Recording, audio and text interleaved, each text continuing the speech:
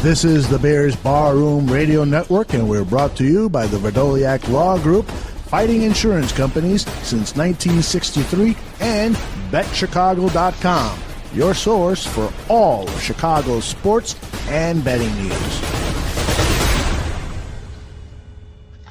It's an exciting time to be a Chicago Bear. Definitely have some dogs. I'm looking forward to getting out there with them dogs. What about the 5 that you'll see on Sunday?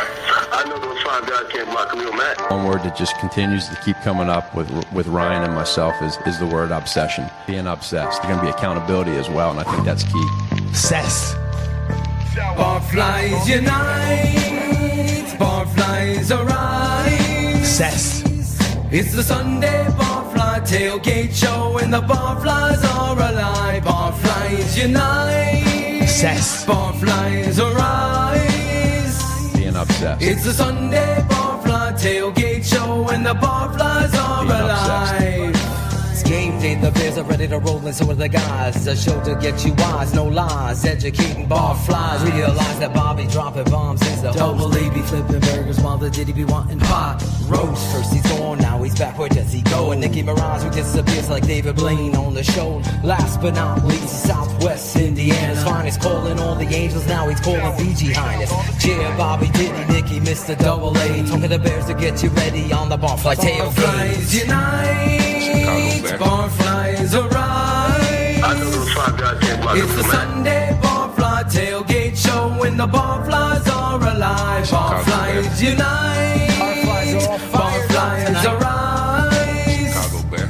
It's the Sunday Barfly Tailgate Show, Being and the obsessed. barflies are alive. Barflies unite, barflies arise. Being obsessed. It's the Sunday Barfly Tailgate Show, and the barflies are alive. I'm not a big talker. I like to go out and use my actions to speak, and when I get out there and get on the field, you can probably sense what's going to happen. I want to win.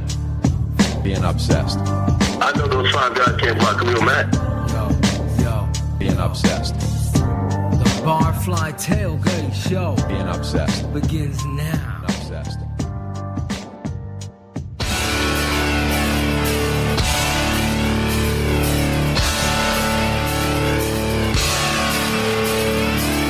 Barfly, the name given to followers of @Bears Barroom, loyal, die-hard family members of the show who will wolfpack someone when needed. Good morning, Barflies. Here we go with another Barfly Tailgate Show. You already know it's live. It's done by Barflies, for Barflies, and all the other Bears fans out there.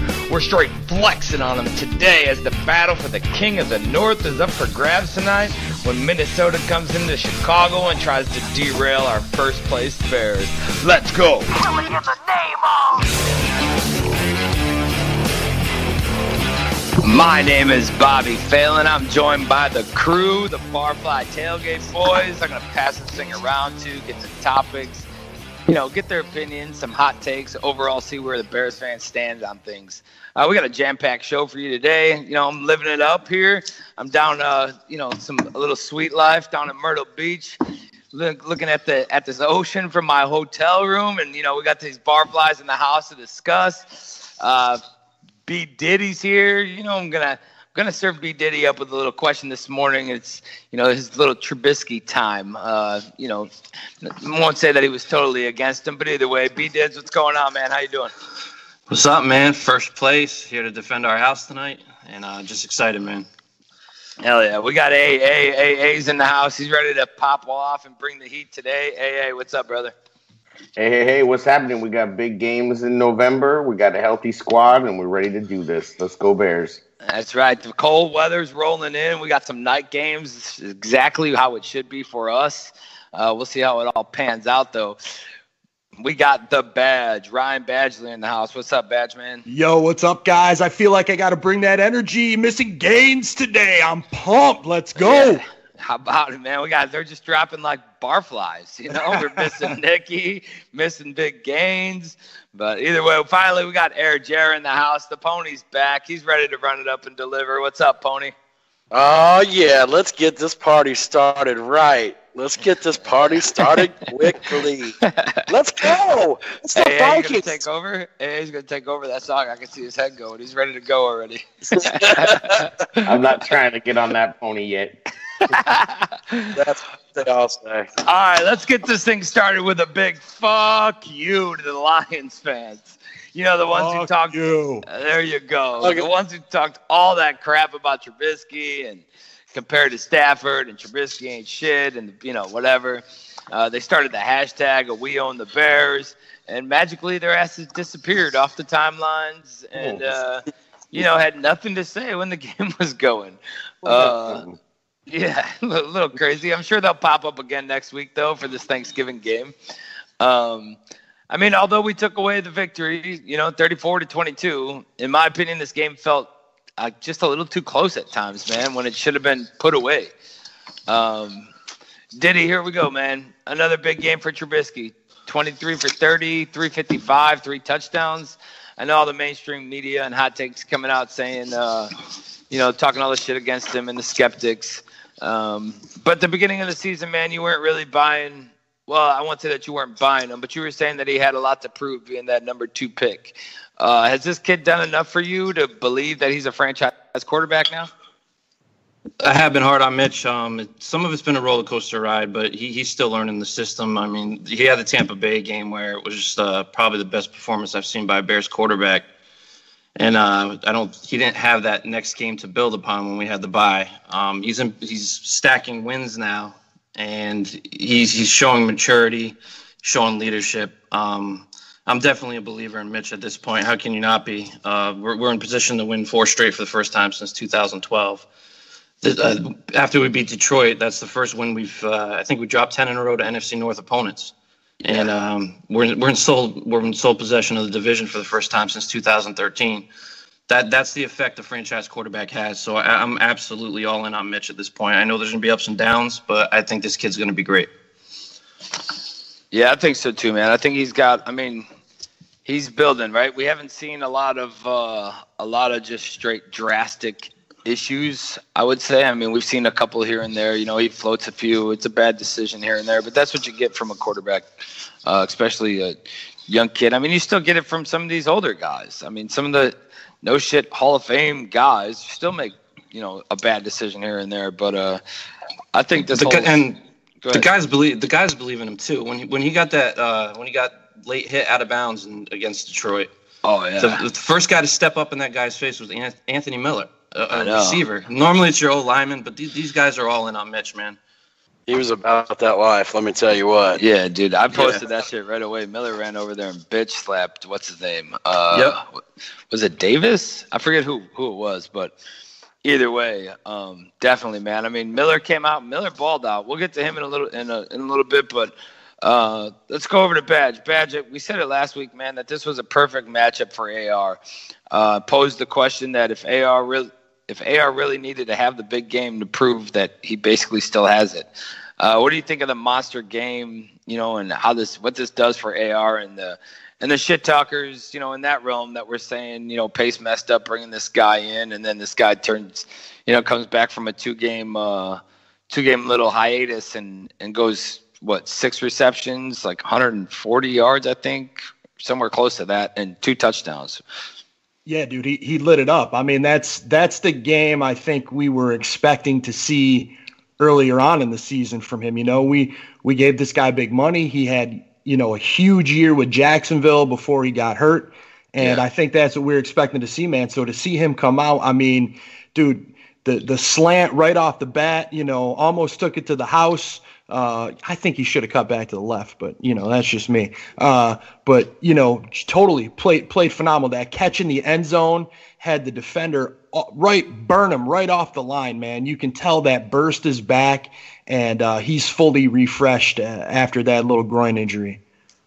Yeah, I think so too, man. And I know, that the one or the slant, he didn't look like he was moving that fast. It kind of just looked like he was, taking big strides, but it was like he wasn't sprinting, but nobody could keep up with him. It was weird, man. He's just got, I don't know.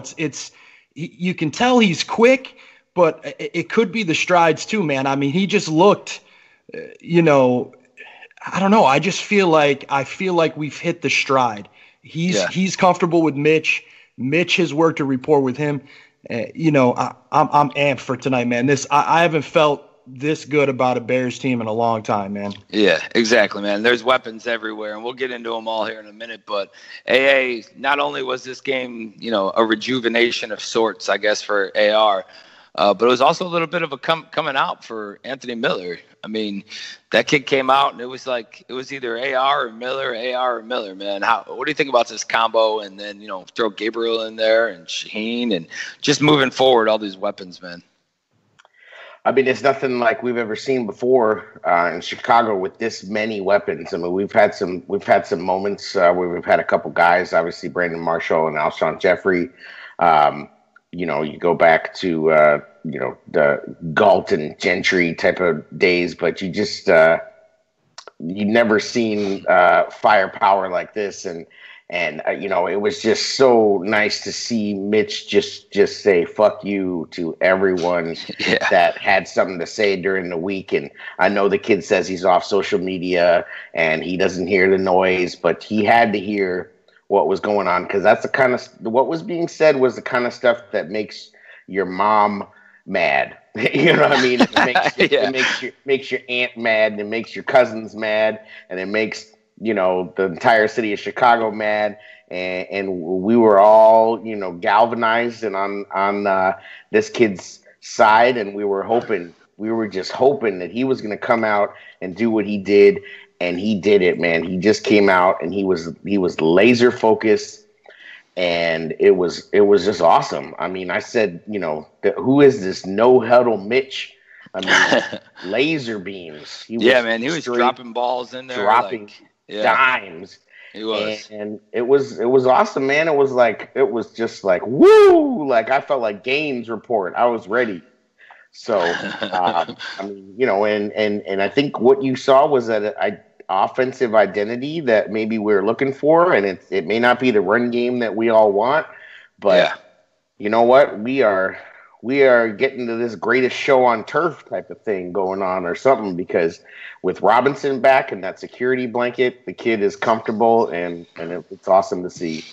Yeah, man. And I really don't think, I know we've all had our talks about it and that, I really don't think Howard's going to be a part of this offense. Not the way that everybody thinks. And I think Nagy's found his thing, and Howard's replaceable, man. He can, do what he needs to do, but not that I'm saying I don't like the guy. I'm just saying I don't think he fits with what Nagy's doing.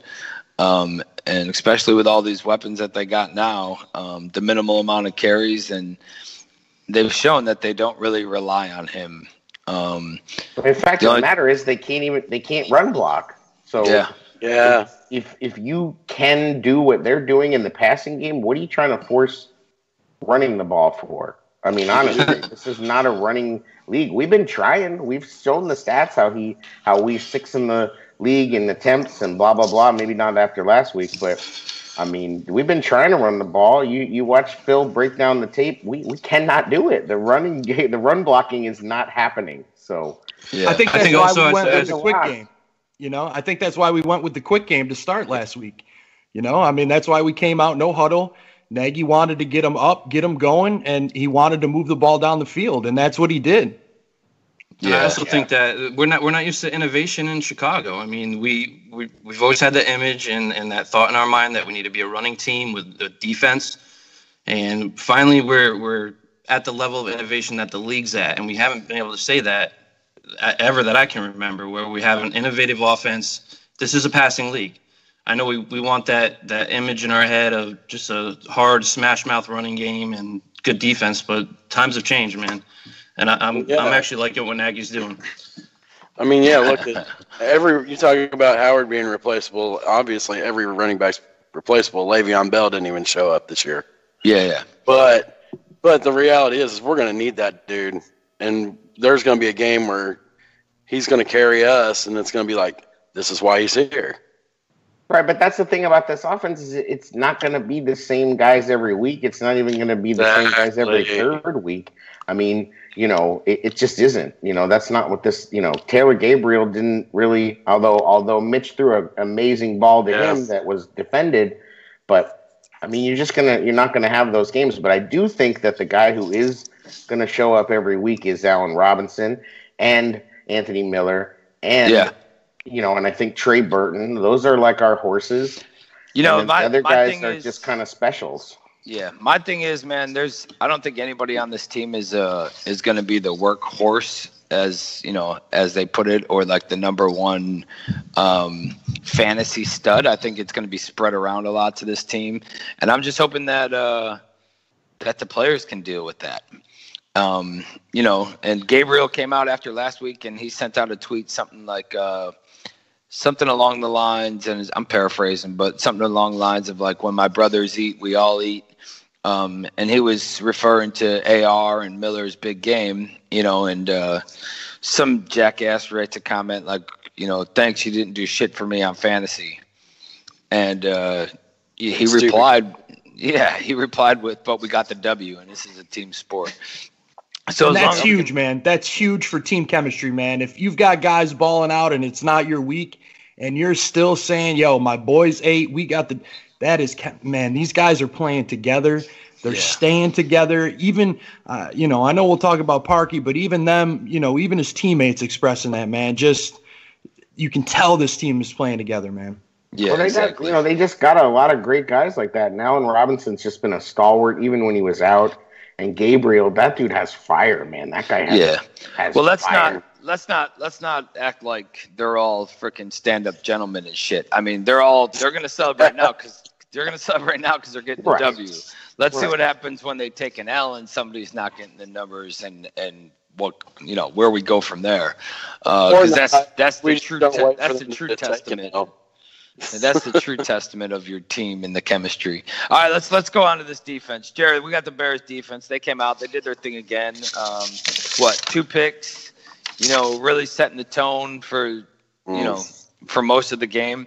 You think that this is the no shit common Bears defense that we're going to see from now on, bro? Like, this is just the way that we're going to get after it?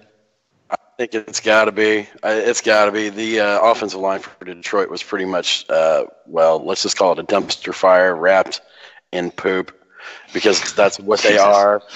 I mean, watch it. They're terrible. And we dominated. And, I've learned just watching football this year, there are some teams with some really decent lines, and there are a lot of teams their offensive line is shit. We should dominate those teams where the offensive line is crap. And we're getting ready to face one today, because I'm not sold on the Minnesota Vikings offensive line, but that's a different story. DBs covering receivers. Bryce Callahan's a fucking stud. Yeah. That guy, I liked your tweet, and then I commented along with your tweet about Callahan not being on the Pro Bowl ballot. It's a fucking travesty. That dude is lights out right now. Yeah, show him the money. Show him the money. Show him the money. I won't even be mad. I ain't even mad if he gets paid, and I ain't mad if he gets paid more for being voted into the Pro Bowl. I just think that dude needs to be on the ballot. There's no way that you leave him off. Exactly. I don't know what they're looking at or how that all goes. The Pro Bowl ballot's ridiculous, and they got all kinds of specialists on there, and then they don't have slot corners. Like what? Like, it doesn't make any sense. Like, you look at the ballot, and it's like, who? That's the NFL for you nowadays. They half-ass it. Yeah, well, what you gonna do? Yeah. All right, Badge. We got 6 sacks, man, getting after Stafford, and even getting old Floyd in there for some fun. You think this defensive schemes that Vic brought just confused the shit out of Stafford, or do you think this just was a defense that overpowered the offensive line? I think it was the schemes. Honestly, I think Stafford too was. I mean, man, he's been annihilated the last 2 weeks, man. That O-line is not giving him any help at all, and the fact that we stopped the run so well, especially last week. I mean, really, Detroit did nothing in the run game. I mean, Stafford, I think, is pretty much scared for his life at this point, you know? I mean, and the way that Fangio, drew stuff up last week, I mean, some of the coverage, I think Trey and I talked about it on Twitter a little bit. So, 3rd and long, man, sometimes I'm all about playing up, man. Like, make them beat you. And sometimes, man, it's 3rd and long. These guys are dropping 12, 14 yards off the line. I mean, You're giving them an easy chance to pick up some chunk yardage. And if you miss a tackle and the other guys don't swarm to it, I mean, you're giving them an easy first down. And, some of the plays were, good catches. But there was a couple, too, that, just get up, man. Play your defense. You don't give them a chance to make a game-breaking play to change the momentum. Yeah, exactly, man. I think I think the way that Vic does it, but then, I mean, we'll get into it here in a little bit. I just think that we still are throttling back and letting off towards the end of the game there. I agree. And just letting them do their thing. And there was a momentum shift in that game. You could feel it in the stadium. Whenever Parkey's missing field goals and the defense has got to come back out, they come back out, and what do? They can immediately get a turnover, and Parkey does what Parkey does, and then it's like, well, here they come. They're back out again. It's like, fuck. That was on Nagy, though, and he admitted to it. Those 3 play calls, probably 3 of the worst play calls I've seen all season from him, especially in a row, man. Like, negative yardage. Atrocious. Yeah. Well, see, that's where you miss the running game, though. I mean, we, as we just said, and not to, like to contradict myself, but I think that is where you miss the running game is that, Nagy does not trust in running game. He trusts his gadgets and his quick strike more than the running game, which makes sense, but you still see that, there's times that you need to have a 4-minute offense or a 5-minute offense, and he comes out and it's let's try a quick strike that doesn't work, and then next thing you know, they're punting and the defense is back out on the field. Yeah, and I think you have a coach that offensively he doesn't take his foot off the gas, and maybe he needs to relay that to Vic. Like, we need that same fire defensively. Let's not back down. Let's keep going at it, regardless of the score. Yeah, I agree, man. I think that, Vic just needs to keep it going and stop getting into this prevent and zones. And, I mean, you're up by so much. You gave away, 8 points on special teams alone. But then you kind of sit back and throw it into a different, we got a big enough lead. We'll just hold it from here. Now, what about you, AA? Is this Vic outsmarting them, or are they the team that basically we were last year? Like, is the Lions a team that we were last year with 0 wide receivers and 0 help, and it's just they just got beat because they're fucking horrible? It had nothing to do with Vic. I don't think it had anything to do with Vic. I think it had to do with our players kicking ass. Obviously, I think Vic puts them in good situations for the most part. I think his philosophy is generally to, stay in the same type of, sets, and, obviously he'll blitz. Occasionally he was blitzing on 3rd down. I do think that the Lions have some talent. Obviously Galladay's a nice receiver. Kerryon Johnson's a nice running back. I mean, they're not us last year. I mean, Stafford is fully capable of putting up numbers. They seem kind of listless. I don't know. I mean, I think that has to do with our defense really, coming after them and punching them in the mouth. And I mean, you saw Khalil Mack just destroy people and do what he does. And you got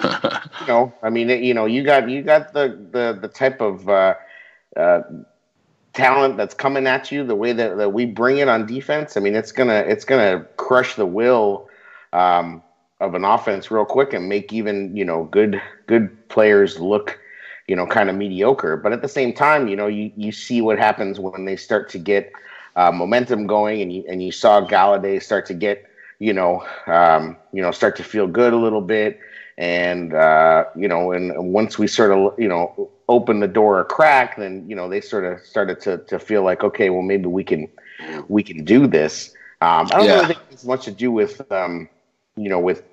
Vic in terms of what we do. I think sometimes our defense is very emotional, and they really thrive off getting those big plays and getting those turnovers to the point where I think we saw Mukamura make a really stupid play by intercepting the ball and pulling down, and that was 100% about them getting another turnover so that they could all jump around and do a damn jump rope celebration or whatever the hell, which is the cool. double dutch, man. Come on. Yeah, the double dutch. It's like, okay, yeah, that was really, really cute. I know, wasn't that exact moment, but it's like, think a little more about situation and less about celebration, and maybe we'd be in better shape.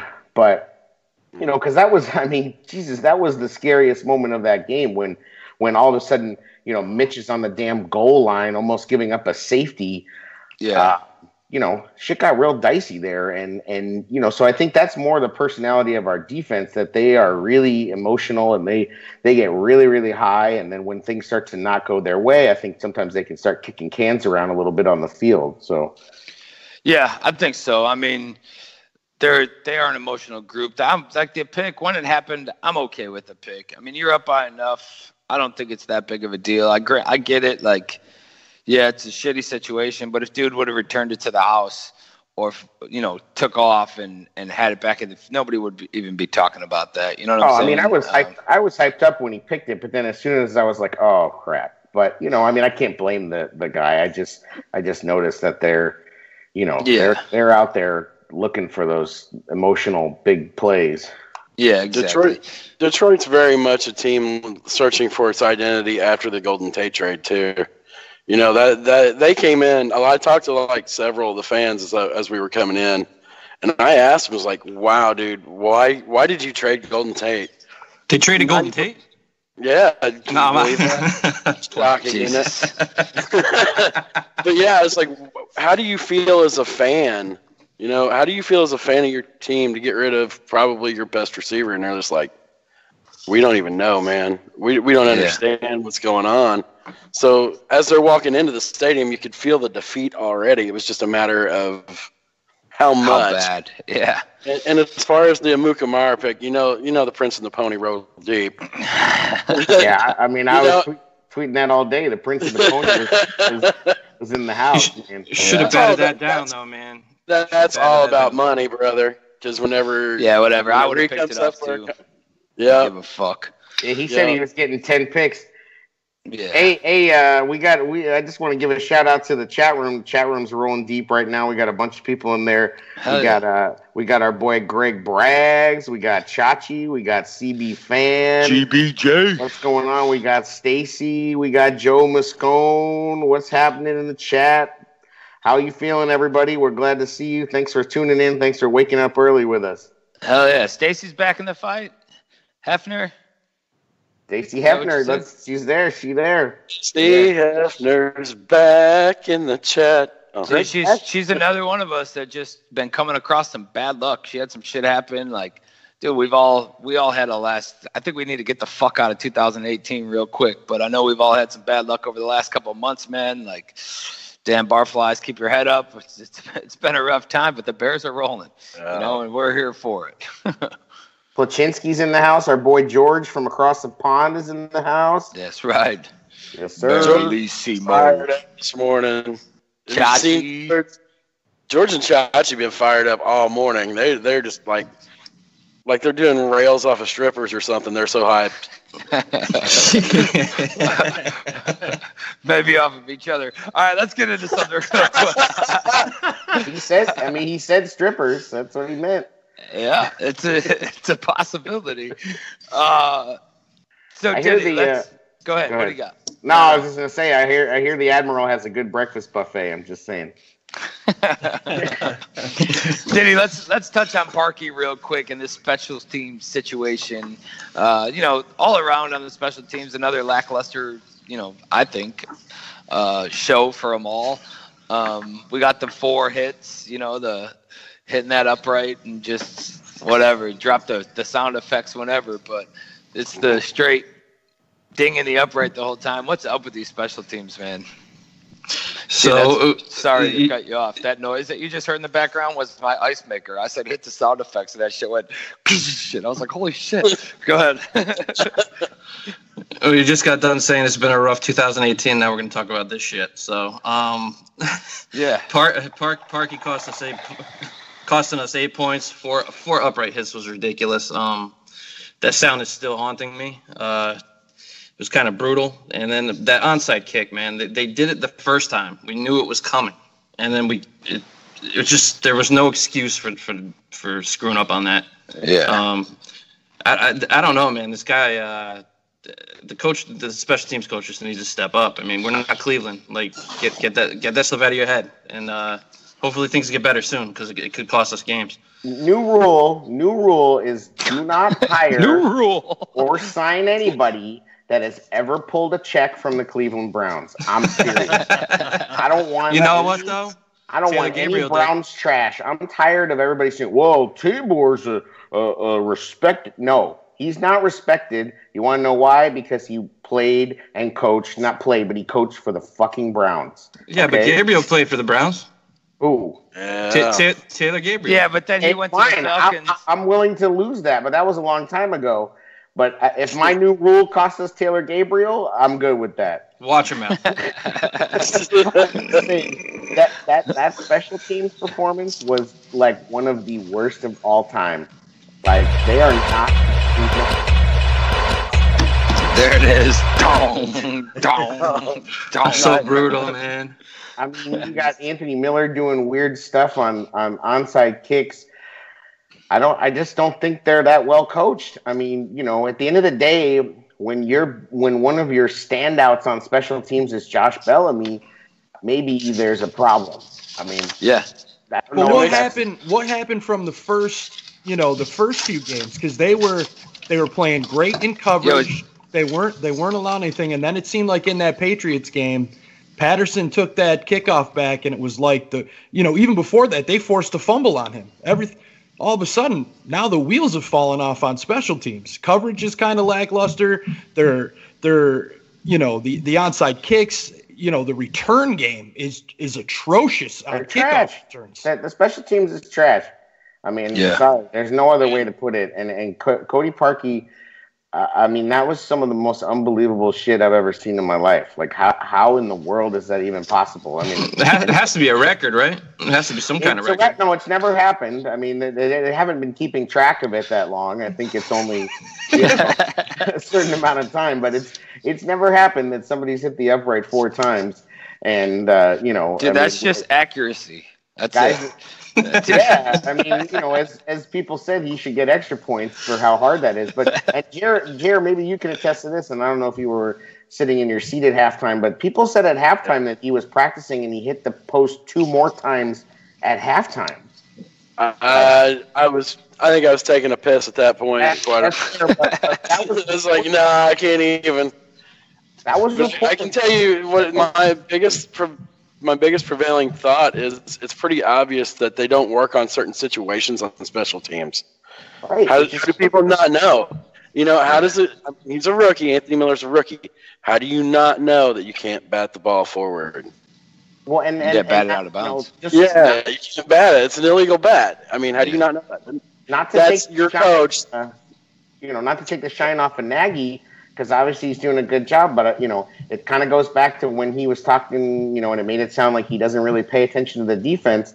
Well, dude, it's pretty obvious that you don't really pay attention to the special teams, and they were interviewing him about the kicks, and he said, well, they said, "Oh, are you going to work with Parkey?" And he's like, "No. If he's working with me, then that's a problem." And it's like, okay, well, last time I checked, you are damn head coach, and and you go to the gold standard, which is Belichick, and you listen to those guys, and they freaking work on everything. And Belichick is in every room, in every huddle, in every practice of all 3 phases, and I think Nagy, I'll give him a little bit of a pass because he's installing his offense or whatever, but he needs to really be the coach who is in charge of everything and let people know, hey, we can't, this is not acceptable. So I think that's going to be a lesson learned the hard way.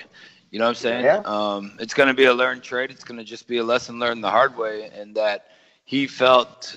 I guarantee when he took this job and they knew that Vic was coming back, it was more of you won't have to do anything with the defense because we're going to bring Vic back, and you just, you know what I mean? And that was kind of how it was sold. And and I'm hoping that'll change once his offense, once everybody really knows the offense. But I mean, Aldo just put in the chat that that's one of the reasons that he doesn't like the head coach calling the plays.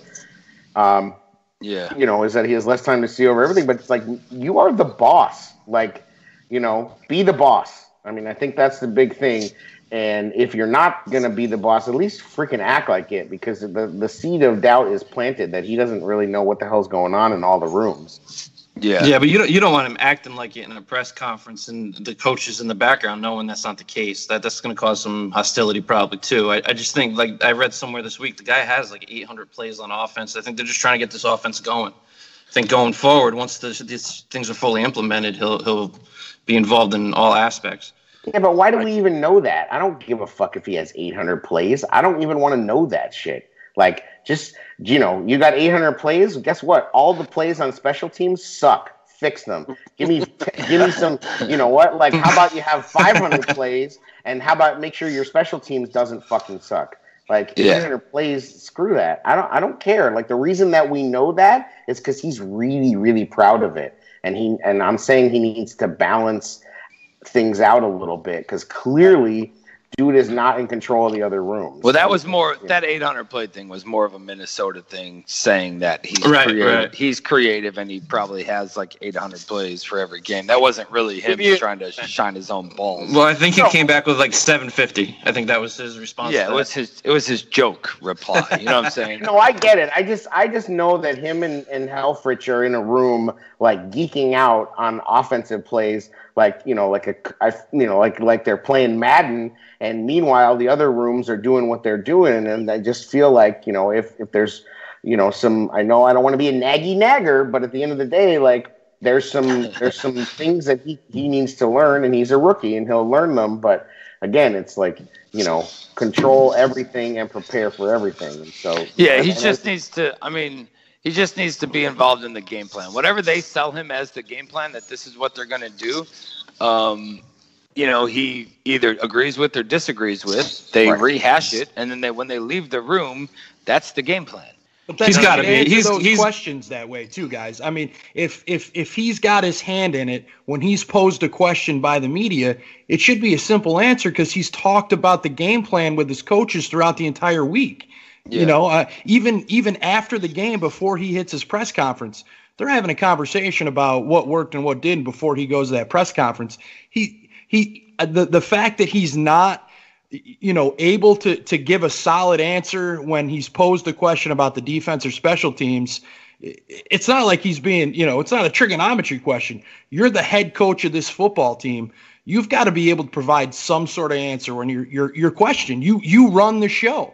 Well, and that's where the transparency backfires a little bit on him, because he's so transparent, he's so forthcoming, he's so gregarious, and he really has a good relationship with the media. And then certain questions get asked, and he doesn't have an answer, and it's really obvious. Like it's a great tell that, oh, you don't know that answer. Like it's not you trying to look out for your boys. Like there's times where I'm like, ooh, this dude doesn't know this answer, and I think because when he's comfortable, it's obvious. I think he's just learning, man. We're going to move on from this, but I think he's just learning. Can I bring in one point real quick about the whole thing you were talking about with the coach being overwhelmed? I can point you to one play where it could have been a huge momentum shift. Notice the Kenny Golladay catch and subsequent fumble that he didn't challenge. Had he been more on top of it, that's another turnover. That's Bears ball. Offense gets the ball. So but that's just another thing that you can't put on him. He's not watching it. He's not watching it. He's got to be involved in all aspects, though. I'm sure he is. He's still learning, and I'm okay with him still learning if we're in first place, man. Right. It's not the John Fox camera, dude. We're good.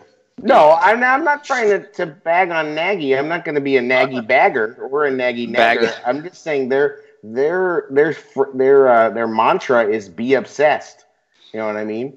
And he is clearly obsessed about the offense, and I don't think he's clearly obsessed about special teams. That's all I'm saying. Oh, look at you trying to come around on his own words. All right, so what is he obsessed with the defense, though? Because, I mean, Badge, we ended the first half, we were up 26-7 and having our way with the Lions. And then after the half, we came out and we scored once. You know, so maybe he was obsessed in the first half, but he wasn't obsessed in the second half. You know, we come out, we put up 7 points in the second half and let this team crawl back into the fight. What's going on with this defense, man? Is it that like AA saying he's just not obsessed enough with it? Well, I don't know that that's on Coach Nagy. I think that's a lot on the play calling. You know, I think, you know, Vic, I think, like I said, you know, I think I mentioned earlier, they go a little soft, you know, those 3rd and longs and whatnot. You know, to me, you stick to your game plan. If it doesn't matter the score, you know, we talked about how Nagy likes to keep his foot on the gas. You know, you keep Vic, you got to do the same thing, man. Match what Nagy is trying to do. And I feel like at times, I mean, I hate to bring it up, but you look at the Miami game, the New England game, where he went soft because he didn't think he could get a pass rush because there was no Khalil Mack or whatever the case was. That, you know, he's got to have that same mindset that Nagy does on the offensive side of the ball. The offensive side of the ball, the second half, though, I don't know. I think Nagy gets comfortable with the lead. He knows how good the defense is, and he's expecting the defense to continue to do what they do. And I think he kind of does take his foot off the gas a little bit. You know, I think he is trying to get the run game involved. You know, I think he tried to get it going a little bit, but you know, that's something when you have a lead, especially as the season moves forward, as it gets colder, you're going to need a running game to run the clock out if you're ahead in the game, and they got to really figure that out.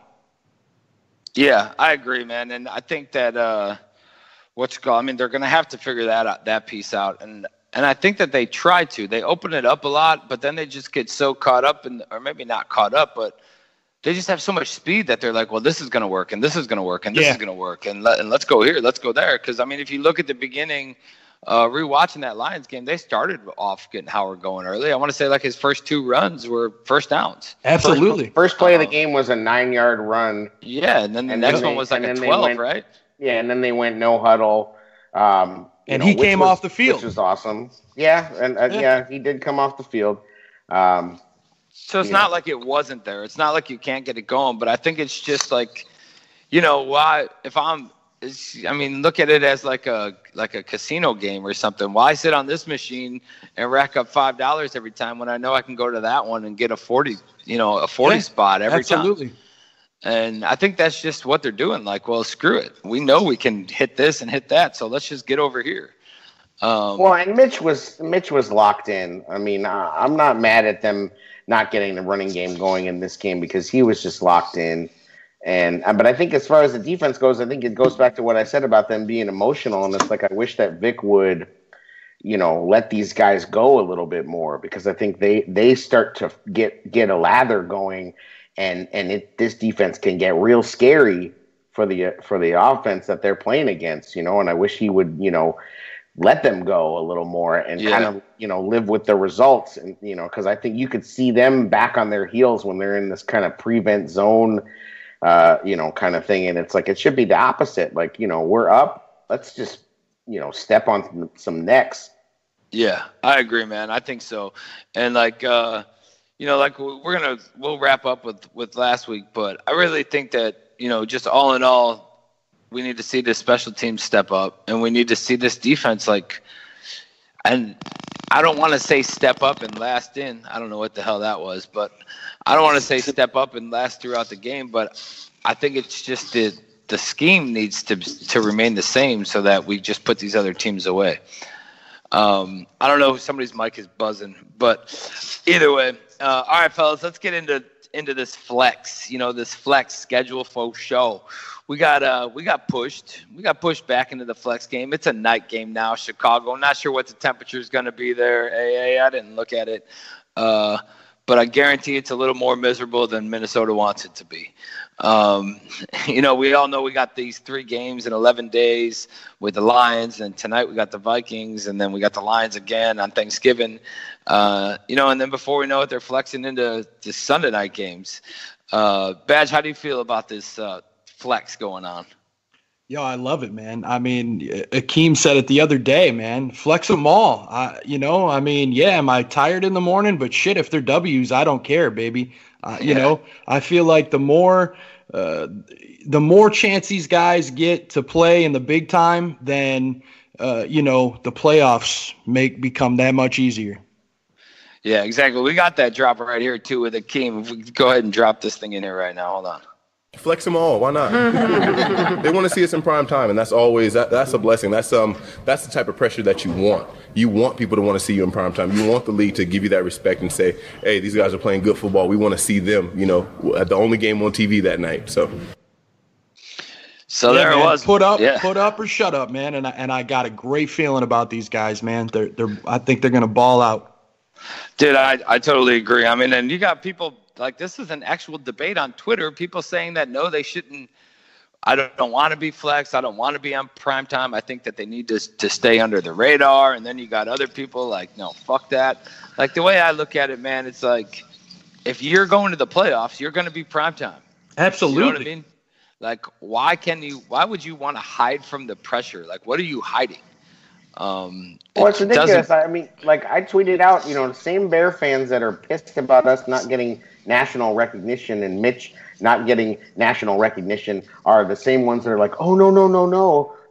We need to play at noon in the sun because Mitch has been really good at noon in the sun. These were tweets I was reading from Bear fans that they feel that, it's like, no, that's like some old Jay Cutler thinking where Jay couldn't play. So bad. Just cut all that shit. Like, stop being pussies. You know what I mean? Like, we got a real team, and the league is flexing us into these games because people want to see the damn Bears, and the Bears are in big games. So get the fuck over it and get ready to watch the Bears play some big games. And it might make your stomach hurt a little bit, but buck up, Buttercup. I'm not a fan of it this week, though. We have to rebound very quickly, and if there's any little dinks on injuries or anything, there's not much time to recover. It's 7 hours. You're talking about 7 hours difference. I mean, we had this already. It was a shitty turnaround already. So now we're talking about 7 damn hours. These guys are hyped up, and I'm telling you, I love Akeem Hicks. I mean, this dude, I love this dude. Me too. And people are saying he's fat and he's not having a great season, or whatever. But watch the tape. Watch the tape. The tape never lies. I mean, he's the heart and soul, of this defense, and has been. That's the leader of this defense, low key, because the guy is smart and he's always in the right place, and he doesn't take plays off, and the guy doesn't leave the field much. And I love this dude, and I love that attitude, and I think everybody on this team has that attitude, except for maybe Kogi Parkey. Well, I don't mind being flexed. I'm just saying on a short week, I'd rather not be. That's all. Yeah, but I get it, and I get what AA is saying too. Like, it's only a 7 hour difference. If we're gonna blame a 7 hour difference in a game, like, say, like, whatever goes down right on Thanksgiving, you can't be like, well, we would have won this one if we played 7 hours earlier. Like, that's like blaming the Heat in Miami. Right. Yeah, it's like preemptive excuses. Yeah, that shit doesn't matter. They got that extra time, though, so they play early Thursday, then they're off again until the following Sunday. So they've got that extra time there to catch a nice little breather. I'm sure they'll have an extra day off, maybe 2, and then they go to New York, man. Well, and also the nice part is that they don't have to game plan for a different team. They're playing the Lions, so it's not like, they have to worry about, a whole different game plan. It's a short trip to Detroit. If this is going to happen this way, it's set up pretty well for the Bears to be successful. So I just don't want to, I don't want to hear this, old Bears bullshit, excuse making kind of head down. Oh, we got screwed by the league. Ooh. It's like, just, you know what? Like, big boy teams make big boy moves. I'm not saying that. This has never been done in the history of the league where teams only had to play the night game and then play the first game on Thanksgiving. It's not. I'm just talking about. I'd rather have a day game just for this week. I don't mind being flex in general. So you're telling me we're setting records again? Setting records, baby. That's right. Keep them coming. Hey, so if you look in the chat, Greg Braggs threw in there that it's coming to Chicago. It's a little windy and wet. It's snowed last night. I don't know if you guys can hear that, but I'm making a cup of coffee right now too. That it snowed last night, and it's going to be a little windy and wet down there on the field. And then they haven't Minnesota hasn't had a game like that since October 14th. I think he put last year. We all know that Minnesota's a dome team coming at us, and on top of that, our game on December 9th against the Rams got flexed too for them to come into town and play us in another night game in the middle of December. In my opinion, these flex games kind of work out for the better of us if you want to really kind of break it down and go against the way that teams are, like where they're used to playing and how they're used to playing. Jared, what do you think about that? You think it works out better, or you think that it really doesn't matter either way? I don't know that it really should matter, but I can tell you this. Like Hakeem said, anytime you get that national respect, that players and fans want to see the best in that time slot, and they deem your team as one of the best to play in that time slot. Oh baby, I'm gonna steal one right there. Oh baby. Oh baby, we gotta step up without gains here. Yes, and I'm telling you, man, it's good stuff. How do you not feel excited about this team? If we get a win tonight, and then you roll down to Detroit and do what we should do to Detroit. Oh, the Packers. The Packers are going to just be crying. They're already crying. they're crying and dying. The Vikings would just be like, I've heard enough of the shit where the Bears who the Bears beat. Well, motherfucker, who the Vikings beat? You ain't beating nobody. They haven't beaten anybody. They beat in our house. They beat the Eagles. House. Yeah, 4-5 Eagles team. Well, yeah. So what Braggs was saying was that they hadn't played outdoors since October 14th. Sorry, Braggs, I got up and walked away. I was told you I was making that coffee, man. I wasn't going word for word. But either way, man, I think it's a big game. I think it's this is when they come out. This is when we come out and ball out. We got the Vikings match up with the Rams really well. I think we will.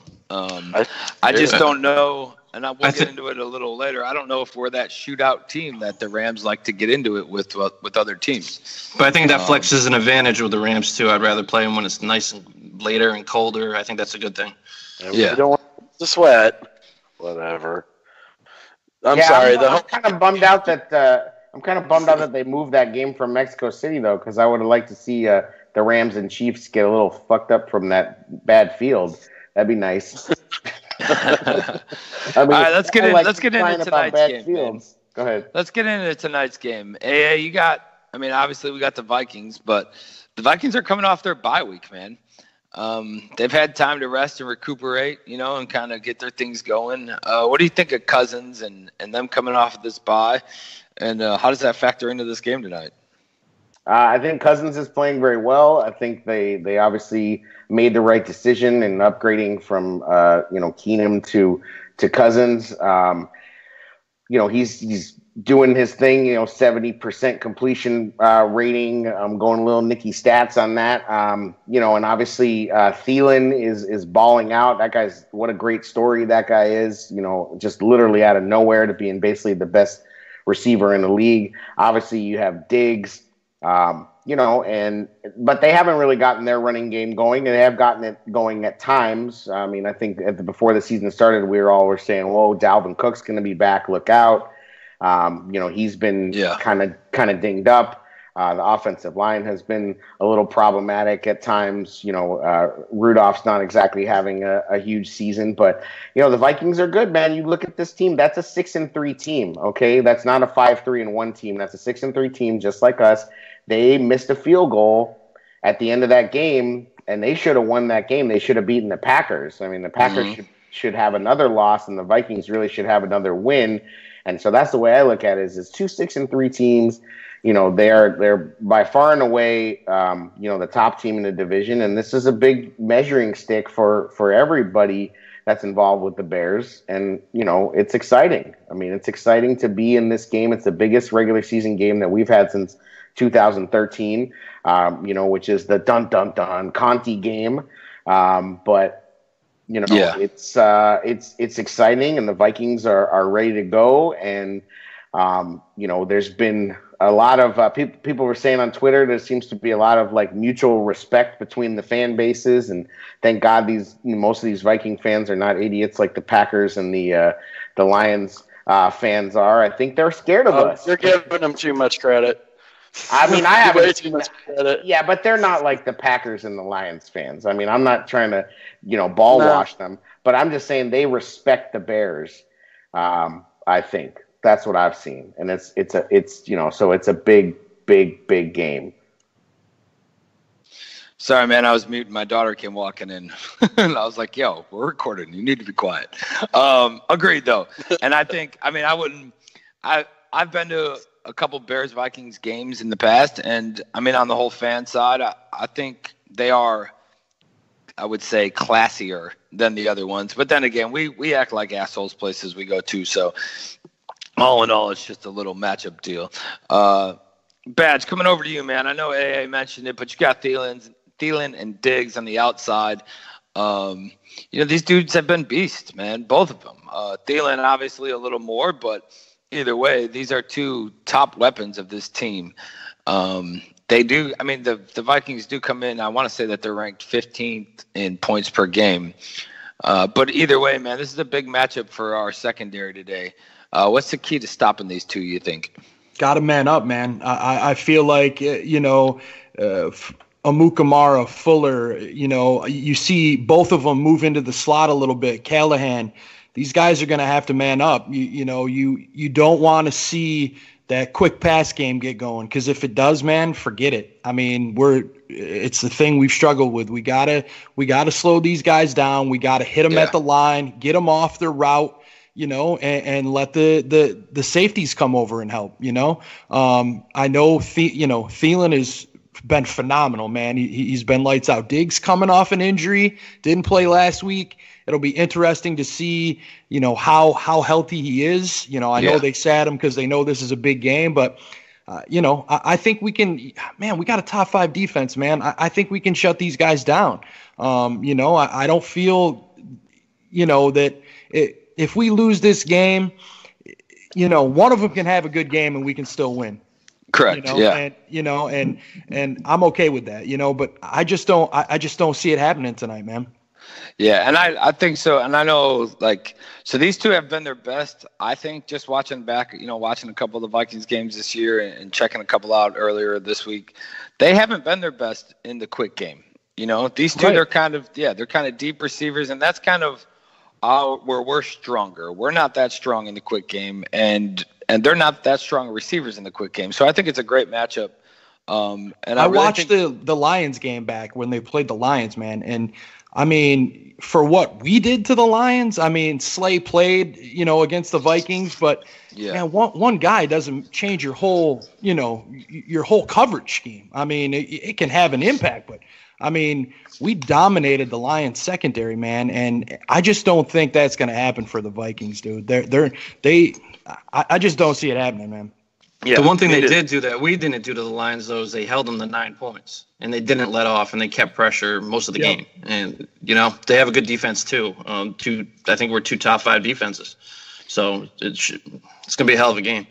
Yeah, I agree. I mean, holding them, there's a lot of things that go into that, and keeping them down and holding them to however many points and the turnover and, flipping the field position off of missed field goals and whatever, man. I'm not really I do think that the Vikings. I know, Diddy, I've talked to you about it, and I think I think you were on with us. I'm not really that impressed with the Vikings defense this year.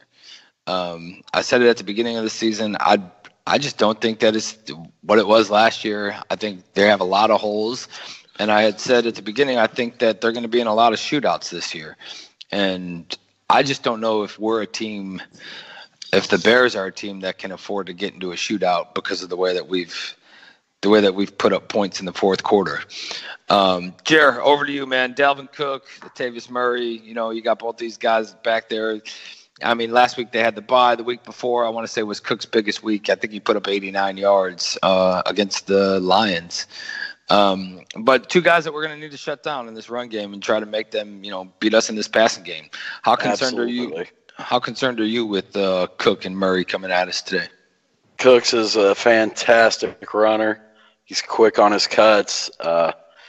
They've been nursing him along and not giving him as many touches, really putting him on a play count.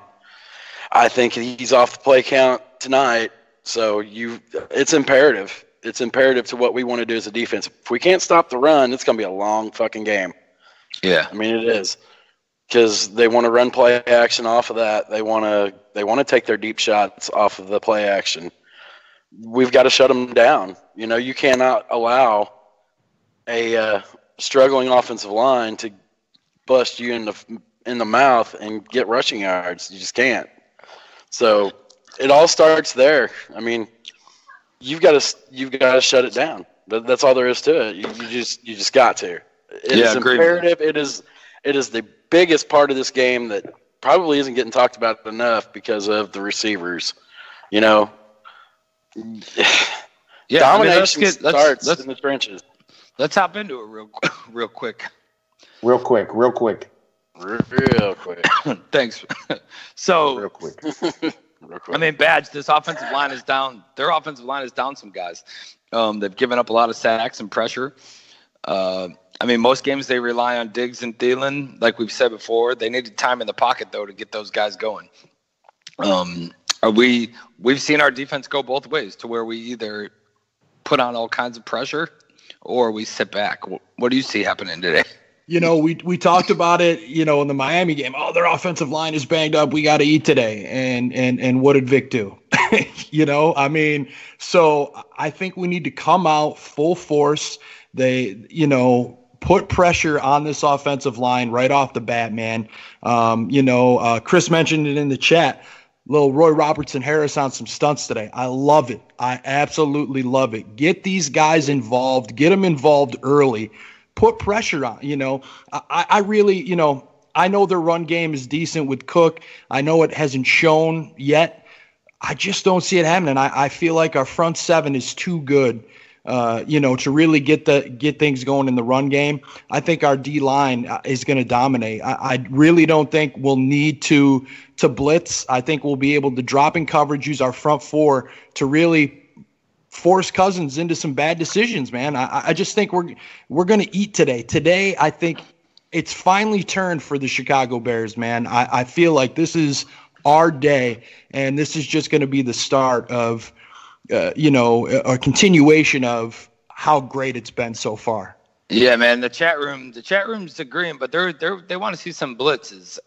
You got Chris, obviously, she's in the chat. Her and CB are kind of going back and forth about getting this pressure and collapsing the pocket, and how Mac is just a baller on, when it comes to primetime games. Mac lines up so wide in his wide nine set technique. Good luck getting outside of that dude. He lines up. Whenever he lines up, he looks like a damn slot corner with his alignment. That's how far out he is, and he just destroys. At least he did against Detroit, and I expect the same thing against Minnesota. Yeah. I expect the line so far wide, and whenever he comes crashing in, oh, baby, it's coming. That dude's playing in. Well, and that's what I think we need to see I think we need to see some guys get moved around. So maybe Roy Robb is the guy that gets moved around, I think I made this comparison before, but, Mac is a lot like – everybody wants to compare him to Lawrence Taylor, but I think he's a little more like Derek Thomas. And we could get, like a Derek Thomas, Neil Smith kind of thing going on, like that Chiefs defense used to be, that would be something awesome. And we need that other guy on the other side, and I mean, yeah, Floyd showed up a little bit, but if he's not going to be that guy, move somebody else out there. You know what I mean? Move somebody else out there that wants to get in there and get their nose dirty. I did want to give a shout out to our network here with the new show, little quick hitter, Cars Keys. Matt Carsonson did a nice little thing with some keys to the game. That debuted this week on the show, and that was really good. He talked a lot about how much yards after the catch that the Vikings have relied on, and how Cousins tends to throw short of the sticks, and he brought up some good things. And he also brought up Hunter, Danielle Hunter, who is having a monster year. This guy's got 11.5 sacks, so we got to watch out for that. So it's an interesting matchup because the Vikings have actually given up 24 sacks, and they've given up 60 quarterback hits, and we're on the low end of giving up sacks and of quarterback hits. So it'll be interesting battle, to see how we're able to neutralize Danielle Hunter if at all possible. And then you got Sendejo out as well on defense. So yeah. I mean, I think this is. I mean, I've listened to Barflies. If you haven't heard it yet, Cars Keys to the Game. It's like an 8-minute piece. It's on your pod streams. Check it out. It's so much information going. Yeah, that guy packed so much information. I mean, shit, he gave more information in 10 minutes than sometimes we do in 3 hours. Yeah. I'll say that. It's a pretty good listen. Yeah. But I think, so getting back to this game, man, I think this game is just the biggest test for our secondary. All the haters and doubters are going to eat this shit up if this defense gets smoke checked today.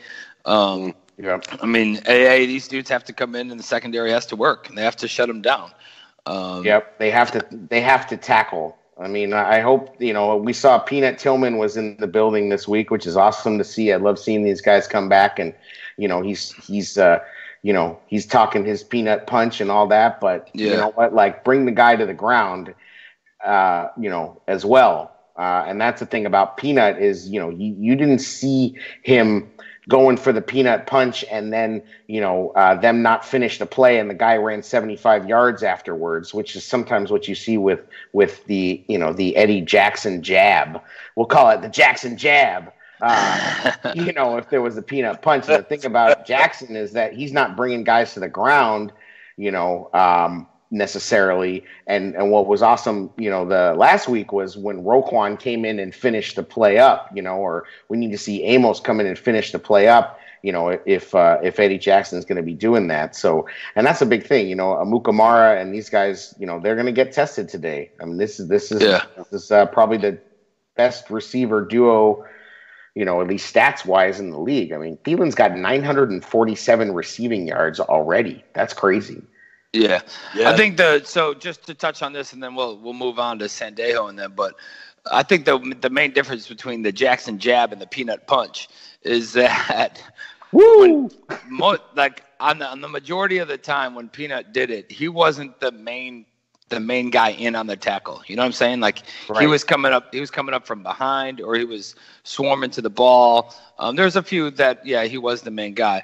But Jackson tries to do it when it's a one-on-one open field tackle, and it just doesn't work out. He ends up missing the tackle. Right. A low-key matchup to watch from our DBs is going to be Aldrick Robinson and Laquan Treadwell versus Bryce Callahan and our others. That's going to be really important to shut those third options out.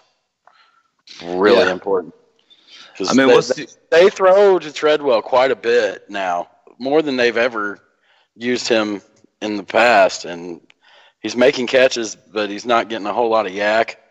So, I mean, if he does make catches, we've got to be there to tackle him and make sure that he doesn't break anything ridiculous. So it's going to be a low-key important matchup that we've got to win, or at least push. I think it's important. But if you look at they have 363 targets, and 103 of them have gone to Thielen, and 85 have gone to Diggs.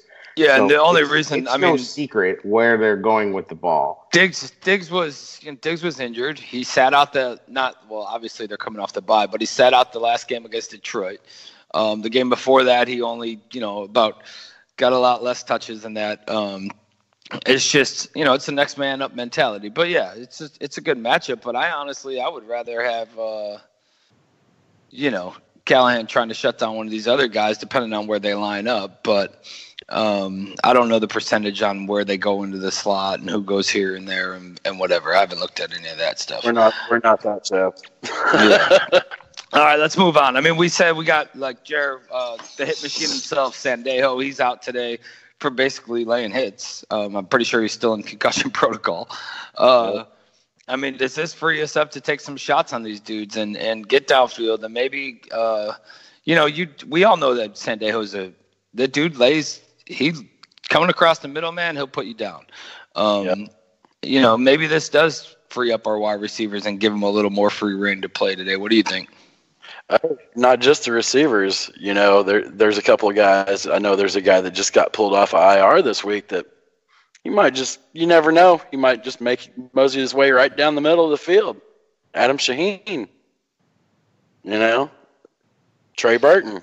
Oh, yeah, for sure, man. And the Vikings give up the most receiving yards to tight ends than any other team in the league, I'm pretty sure. And you're facing a team that's got, we're blessed. We've got some pretty good tight ends. I mean, I was really happy with what Ben did against Detroit last week. And Trey, man. There's going to be some scheming where the middle of the field's going to be wide open. And it's just going to be free running. And the loss of Sandejo, it can't be overstated. Cannot be overstated. Yeah, I don't think so either. We've got to exploit it and eat. I think maybe Aldo's mom's in the chat room because somebody said Sandejo es pendejo in the chat room. Sandejo es the pendejo. Oh, that was you. No. Maybe that was me. But every week it seems like we have a key injury on the other team. I mean, I think it all comes down to keeping their pressure off of us. Because if they're getting pressure, you can get away with average players in the defensive backfield if you're getting home. So I think we need to keep their pass rush down to take advantage of that. Yeah, I mean for sure. All right, let's move into this Bears offense. We got this. All the haters out there in media land, they really shit on Trubisky. If you go back and look at the numbers, so somebody put it out there. I forget who it is, but if you go back and look at the numbers, he's outperforming Wentz from last year, who was in the MVP talk. But now, they're still shitting on him.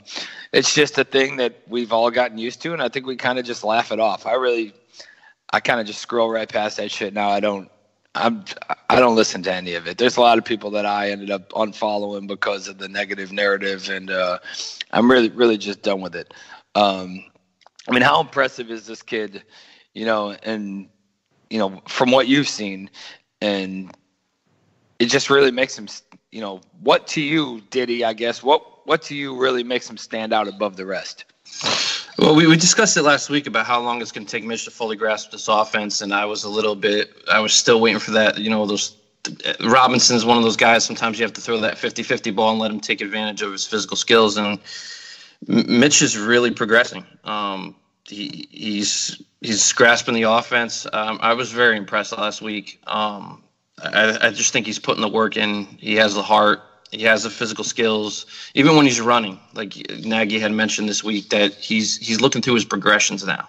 In the beginning of the season, that wasn't happening. He would just run. So he's really taking the time, really studying this offense, and I'm very impressed with Mitch, man. And like I said in the beginning of the show, we have our franchise quarterback.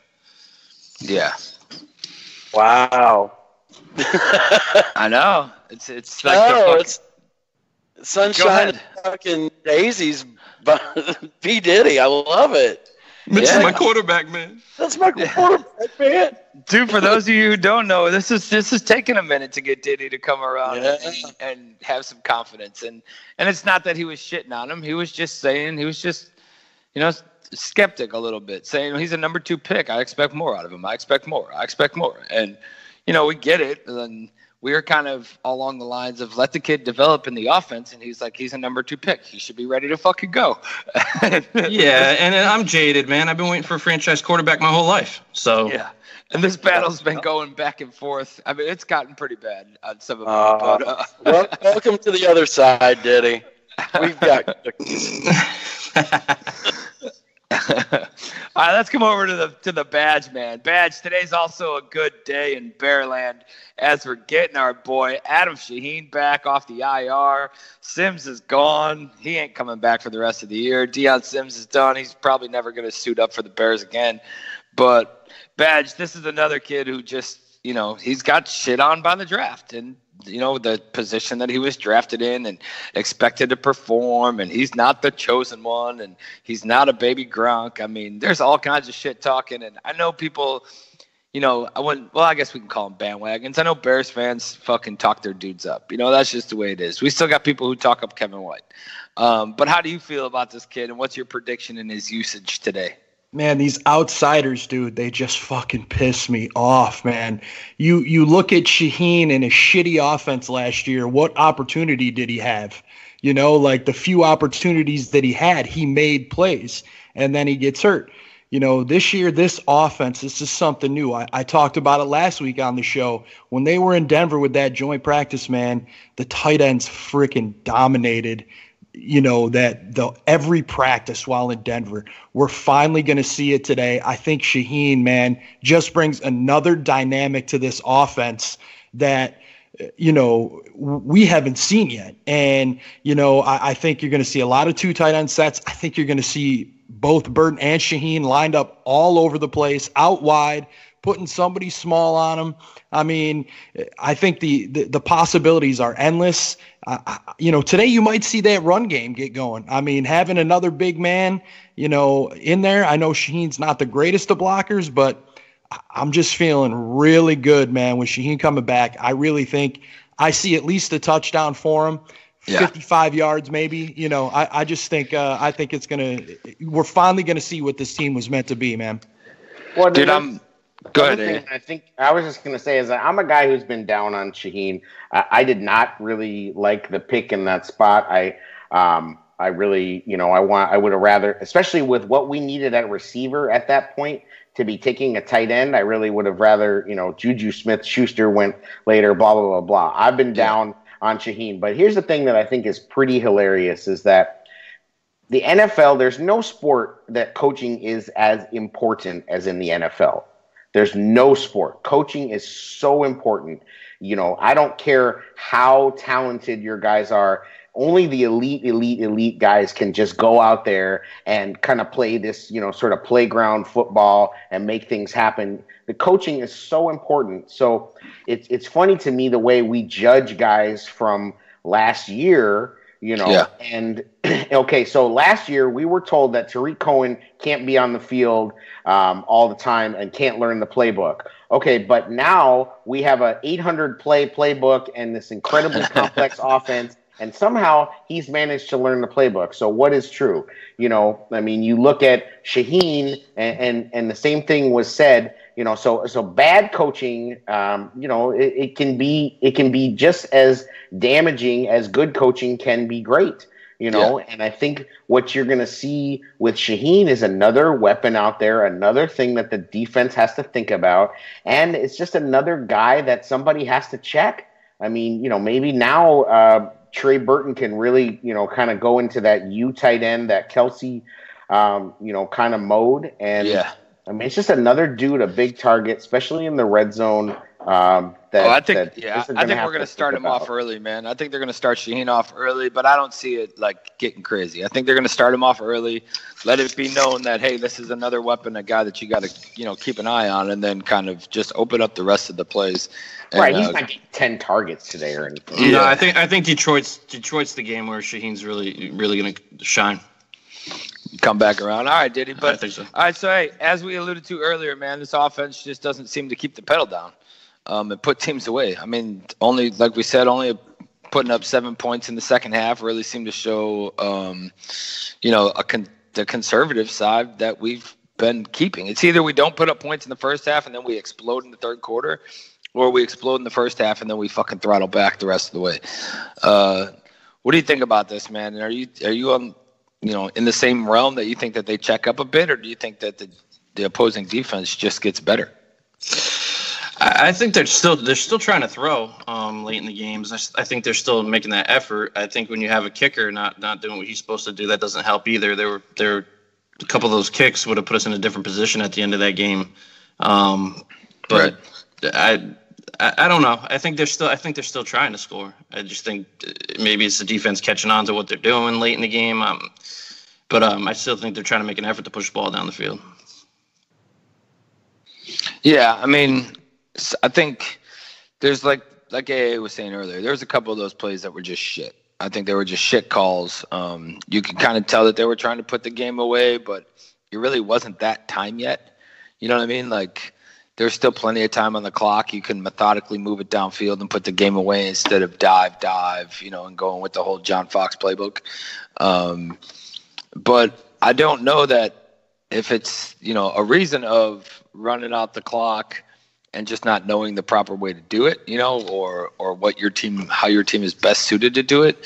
But AA, like we were saying, this team, man, I don't know that we can get into a shootout with, say, like teams of the Saints and the Rams. And I mean, you've seen a couple of these shootouts over the last, since the season began. There's a couple of these games that just go into shootouts, and there's like zero defense, and it's just the offense is just going at it. Do you think that we're a team that's built to survive any of these shootout games where it's like each team's putting up 30-some, 40-some points?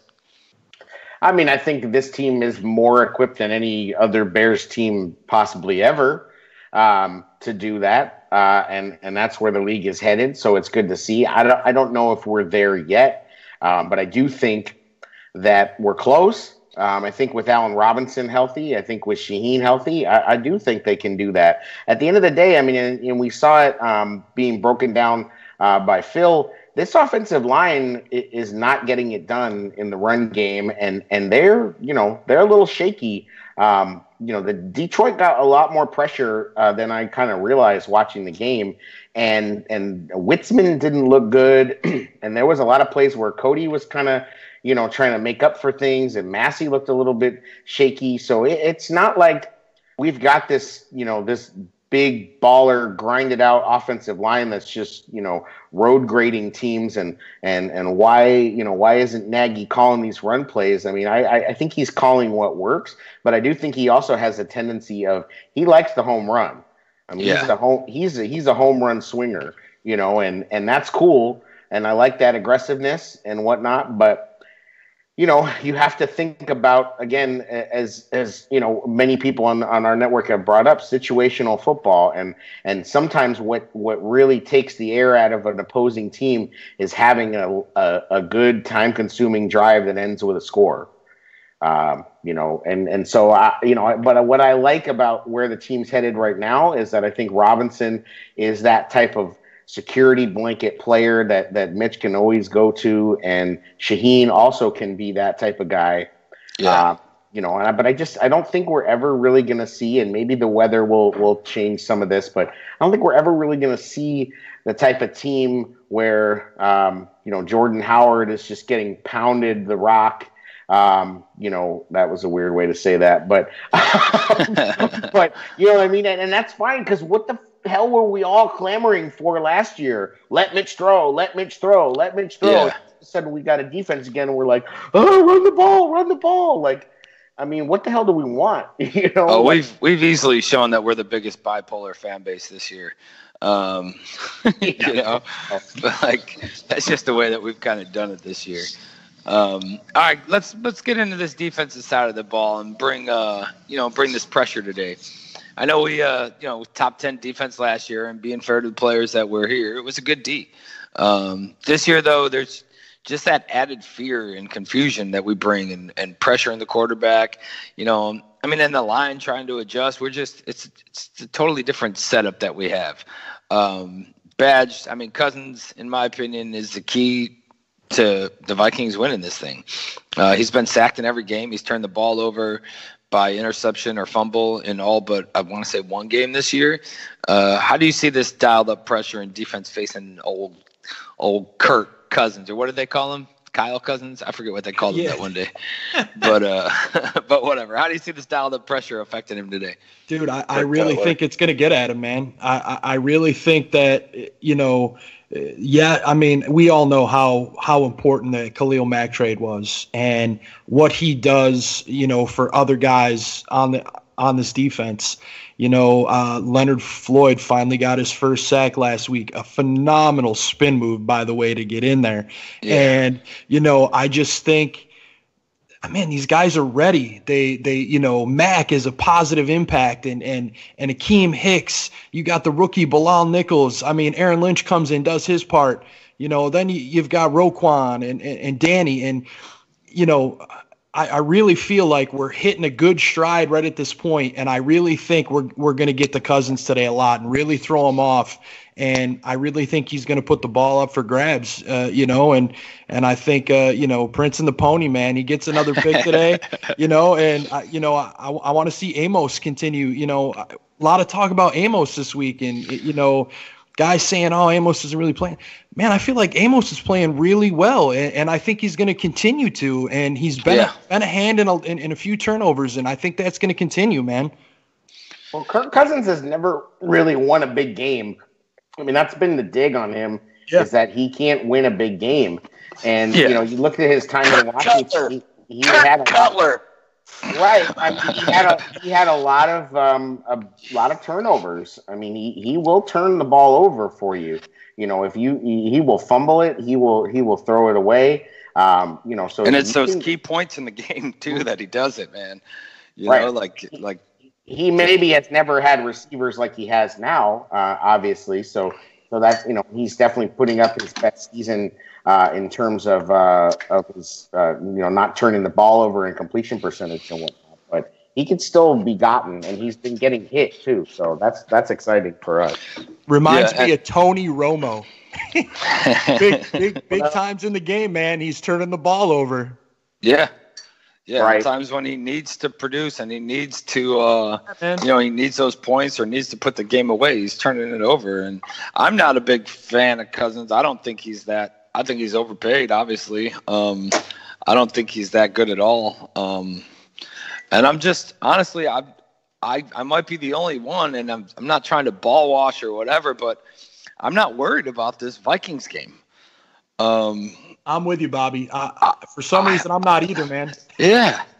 And maybe it's just a thing. I mean, I was obviously worried about – I think I was more worried about the damn Dolphin game when we were talking about Brock Osweiler than I am worried about the Viking game. Well, like AA was saying, though, our offensive line has been mediocre at points. Minnesota's pass rush is a concern to me. But hopefully we can step up our blocking this week. Yeah, that's one thing. They're going to bring it. Our offense doesn't allow a whole lot of pressure, really. I mean, we allow a little bit, but I think we do a much better job in pass pro than we do in run blocking, which is pretty obvious. I look for today is going to be a day where Mitchell David Trubisky might get 100 yards rushing. Oh, yeah. I think so, too. And, I mean, Diddy, I get what you're saying because – the way that they brought it against the Lions, too. They had, 10 sacks against him that game against Stafford? Yep. And, I mean, they do bring it, but I just think that we're just more mobile and we can get outside of this a lot better than they obviously could. We have the talent to beat anybody in the league. It's just a matter of execution, but their pass rush is still a concern for me. I mean, I really think that at the end of the day, the best team that is left on the Bears' schedule is themselves. I mean, we really are the team that can beat us the most. I mean, and that's the big thing is we have the team that when we show up and we play our game, we can beat any team in the league. And we have the talent to do that.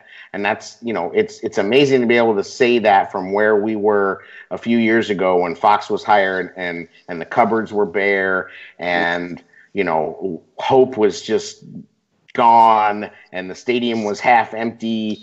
And, you know, I mean, it was bad. And now all of a sudden, credit to Ryan Pace and all of the, you know, the Bears management that, you know, we got depth and we can really beat any team that's out there. So, you know, it's just a matter of if they step up and do it, you know. I mean, I think that's the real deal. I'm not scared of any team left on our schedule.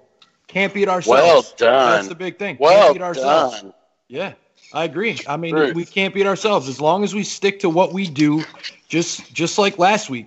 Stick to the game plan. Keep the foot on the gas. I mean, I agree. Nobody left on the schedule makes me nervous. Not even in the least bit, man. Yeah, I mean, I won't totally agree because I'm a little nervous about the Rams.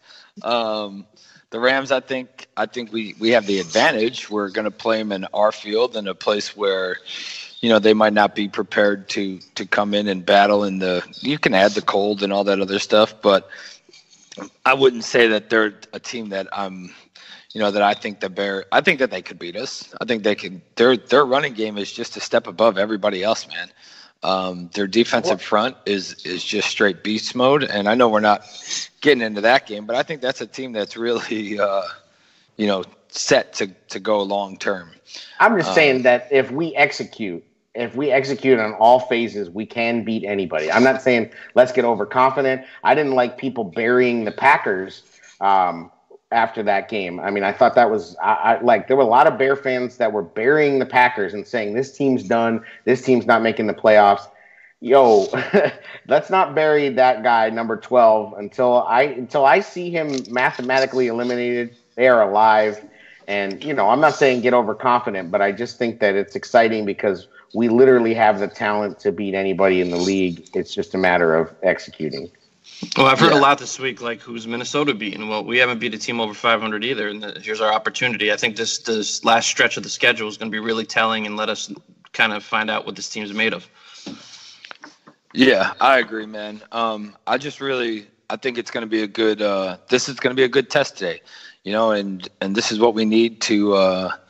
Basically, I don't care about other people getting on board or whatever. I think the team believes and they know, you know, what they can do, and I think this is going to be the game that really shows and wakes some people up about who this Bears team is. This is what you play the games for, right here. Games like tonight. This is what you suit up for. This is what you dream of, man. It's like you got a chance to really put a chokehold on the division. Now go out and do it.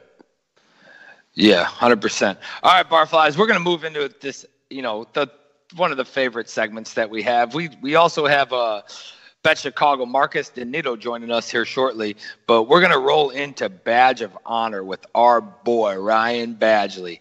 You know, he's bringing his takes. He's letting you know who's supporting the community, who's doing good, you know, who's out there just taking that extra step to, to really bring it in and help out, you know, just the people around him and pay it forward, I guess, if you would. So, Badge, why don't you go ahead and kick Badge of Honor, man? Let us know who you got today and how we can help support. Yeah, guys. So, back in the beginning of the season, the Bears were the first organization to announce that they were going to be donating some money for social injustice issues. And this week, they finally made the announcement of the 5 organizations that they are going to be donating $813,850 to. This was donated primarily by the players with matching grants from the Bears organization, Bears Care, and the NFL Foundation. And the 5 organizations that will receive the donations are as follows. The By the Hand Club for Kids. And the By the Hand Club for Kids, you can find them at bythehand.org. And what they do, they reach kids who are in critical need of intervention. So they're committed to serving children from the most under-resourced, dangerous neighborhoods. They work closely with school principals to identify those who are most likely to drop out, those who are failing and in critical need of intervention. Typically, they are not meeting reading standards, and they often have significant hardships that require special attention to overcome. It is their vision to help each one of these children experience abundant and everlasting life.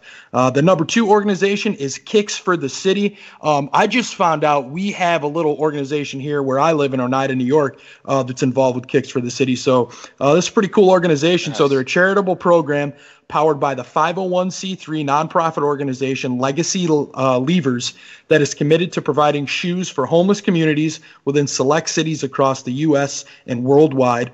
Their website, kicks4thecity.org. Again, that's kicks4thecity.org. And they connect like-minded individuals who share this philanthropic spirit and provides a platform for giving back through shoe and monetary donations and volunteering in service as a K4TC ambassador. Our next organization is Saga Innovations. You can find them at sagainnovations.org. That's SAGA. And they transform the lives of at-risk students, giving them the skills, the attention, and the self-esteem they need to achieve. Their tool is tutoring. So not your average once-a-week after-school tutoring, but rather a high dosage of tutoring. Personalized instruction from professional tutoring fellows for one class period every day for an entire school year. So like most innovations, the concept is simple, but the results are profound. Data shows that their tutoring methods dramatically improve what students can achieve, which is everything, because the ability to achieve can transform even the most hopeless student. And when you transform a student, you transform a life. Almost done, guys. YWCA Lake County, you can find them at ywcalakecounty.org, and they stand up for social injustice. They help families and strengthen the Lake County community. They resolve to fix the issues that hold our community back, and they do all this guided and driven by their mission, which is the YWCA is dedicated to eliminating racism, empowering women, and promoting peace, justice, freedom, and dignity for all. And the last organization is the My Block, My Hood, My City, and you can find them at formyblock.org. And My Block, My Hood, My City's Explorers programs, which is a great program. They take teens from under-resourced communities on explorations around the city. So they provide youth with new experiences, exposing them to the possibilities beyond their own communities. The mission is to help teenagers overcome the poverty and isolation they face, boosting educational attainment and opening them to opportunities that make a difference in their lives. So each organization will receive separate donations out of the total allotment. So together, the players collectively will donate $291,600, and coaches and front office executives led by General Manager Ryan Pace and head coach Matt Nagy each will contribute $19,550, and then the Bears will match the total donation of $311,150, along with additional matching grants from Bears Care and the NFL Foundation. And the Bears organization said, we're beyond excited to come together as a team and an organization to take advantage of the opportunity the NFL has provided and announce these donations. Sam Acho said, together we can empower our communities and help them better educate our youth, both in the classroom and beyond, while also strengthening relationships within the police. So the Bears are the only organization to really kick this thing off and really make it known what they're doing. And just fantastic job from not only the players, but also the Bears organization and Bears Care in general. So kudos to the Chicago Bears organization and their players. Yeah, definitely, man. I mean, that was a lot of stuff they got going on. Kudos to you for figuring all that out. Because I don't know if I'd be able to flow it like that. But that was, another impressive badge of honor, man. I mean, it seems like, more and more, honestly, I mean, maybe it's just ignorance on my part, but I never really paid much attention to all that stuff in the past. And, I'd see it or, what month it is or, this organization and that one. But I definitely, just with this segment alone, I've looked into more of it. And, Carrie and I have donated. And I just think that this is just, maybe a couple other Barflies have, but Badge, honestly, I think you're really doing your part, man, and helping this thing out and, getting some help for the less fortunate out there, man. So we appreciate it, dude. Appreciate it, guys. Just, I love doing it, man. Yes, sir. Hell yeah! All right, fellas, we got a couple minutes from now. We're gonna have Marcus on the line. Marcus is coming from BetChicago.com. He's gonna break down everything for us on the. I'm sure you guys have heard, but on the North, North against us competition. I guess I wouldn't really call it us, but it's basically North against everybody. Anybody can go out there and take on the man in his little, in his competition in that. So. Did you hear what he said about being a Packers owner on his show? Oh, that was amazing. I know there's audio. Hopefully, Aldo's got it. But it's what he said. I was just like that. Saying that he owns a little piece of. Not listening to Mike North Advantage. You are slipping because that was a hell of a show. Super entertaining. All right, fellas. I sound right. Hey, here we go. I think we got him. Marcus, are you on the line? Hi, I'm here. Hey, Marcus, how you doing? Hey, Barfly's joining us now. This is Marcus Donito, the managing editor over at BetChicago.com. Marcus, welcome to the show. My name is Bobby Phelan. The guys will introduce themselves as we go around here instead of having a whole, just group hug session. I'll just have them introduce themselves as we go. But why don't you start off and just begin by telling us a little bit about BetChicago.com. Thanks for having me. It's great to be here. We launched as a website in May or June, but we are anxiously awaiting the legalization of sports betting in this state. Yep. We hope the legislature does the right thing in the spring. We're anticipating a law.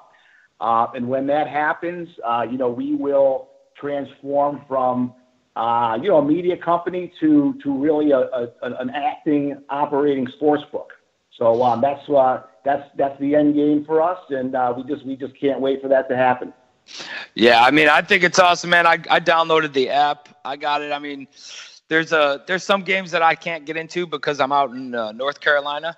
So there's a couple of the competitions that I can't get into, but otherwise, all in all, man, I love it.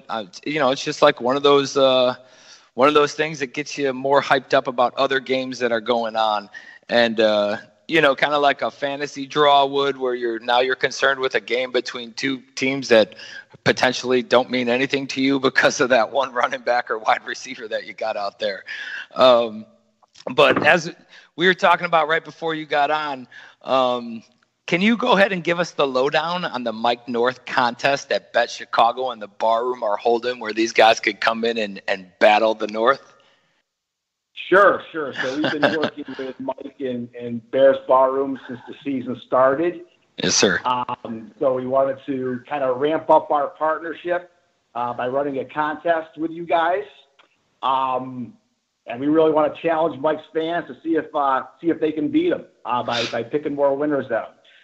We picked six games on today's card, the Bears-Vikings game being among them.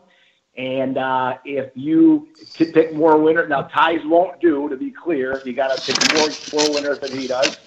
Right. And if you do, up to 20 people that are successful in beating Mike today, we'll get a nice prize pack from us.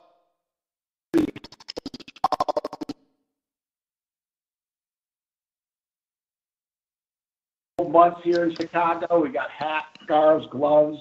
Then we have, your pens, your tote bags, cups, coolers, things like that. So, and then I think maybe more importantly to all your fans out there, bragging rights over Mike. So, we'll continue to run this contest over the next several weeks.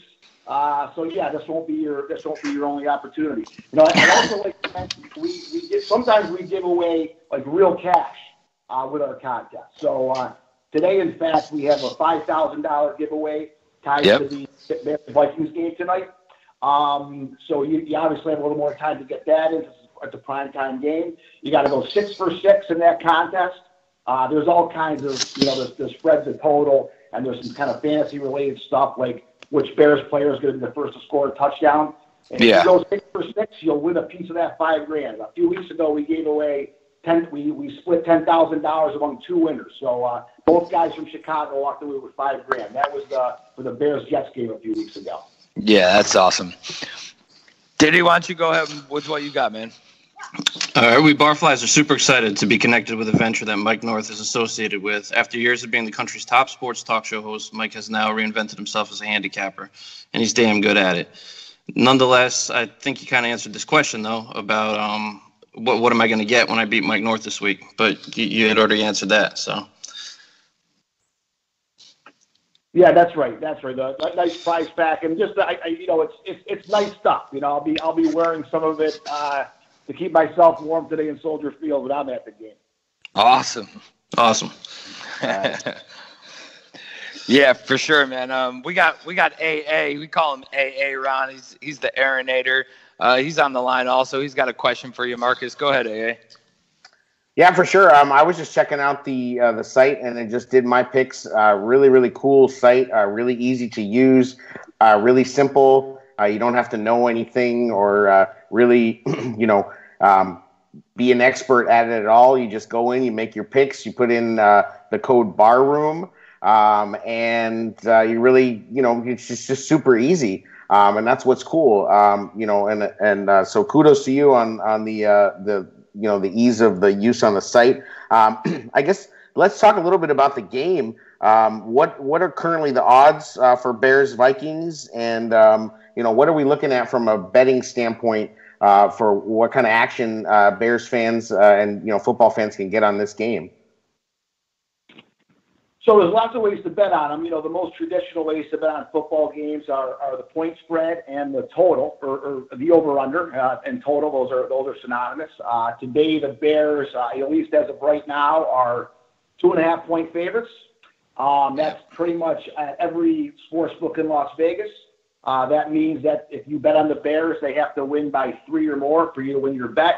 If they win by less than 3 or they lose the game, you obviously lose your bet. So what that spread indicates, like from the betting market's perspective, really home field, rule of thumb is home field's worth about 3 points. So if you move these teams to a neutral field, the betting market is saying they have the Vikings rated a little bit, just a half point higher about than the Bears. So I think if this game was played in Minnesota today, Minnesota would probably be about a 3.5-point favorite. So the line has kind of bounced around between 2.5 and 3 all week. At 2.5 now. That really means when the bookmakers will move the line based on how people bet the game. And when I say people, it's usually the respected money, or we refer to them as sharps or wise guys or professional bettors. So when they see the line at 3, they've liked that. They've liked the Vikings getting 3. So they've taken out that 3 points, which causes the bookmaker to move the line back down to 2.5 to kind of encourage action on the other way. There's been some movement on the total too. The total opened at 45.5. It's down to 44. That means that the wise guys think it's going to be a relatively low scoring game, and they're playing the under. Certainly the cold weather may have something to do with that. Yeah, how have the Bears been doing against the number and against the overall, the over under and whatnot? Are the Bears, what's the trend like for them? Well, they've been covering a lot of spreads. It's interesting. Here's a team that hasn't been called the favorite very much until this season. This season, they've been the favorite more times than not, and they're covering a lot of spreads. Let me look up there real quick here. They are 6-3 against the spread, so that's a very high percentage. You bet them every week, and you're pretty happy.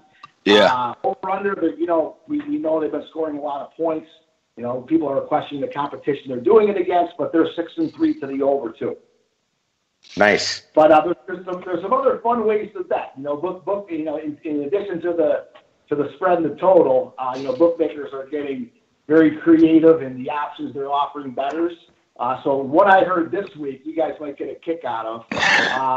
Will Cody Parker hit an upright tonight? Nice.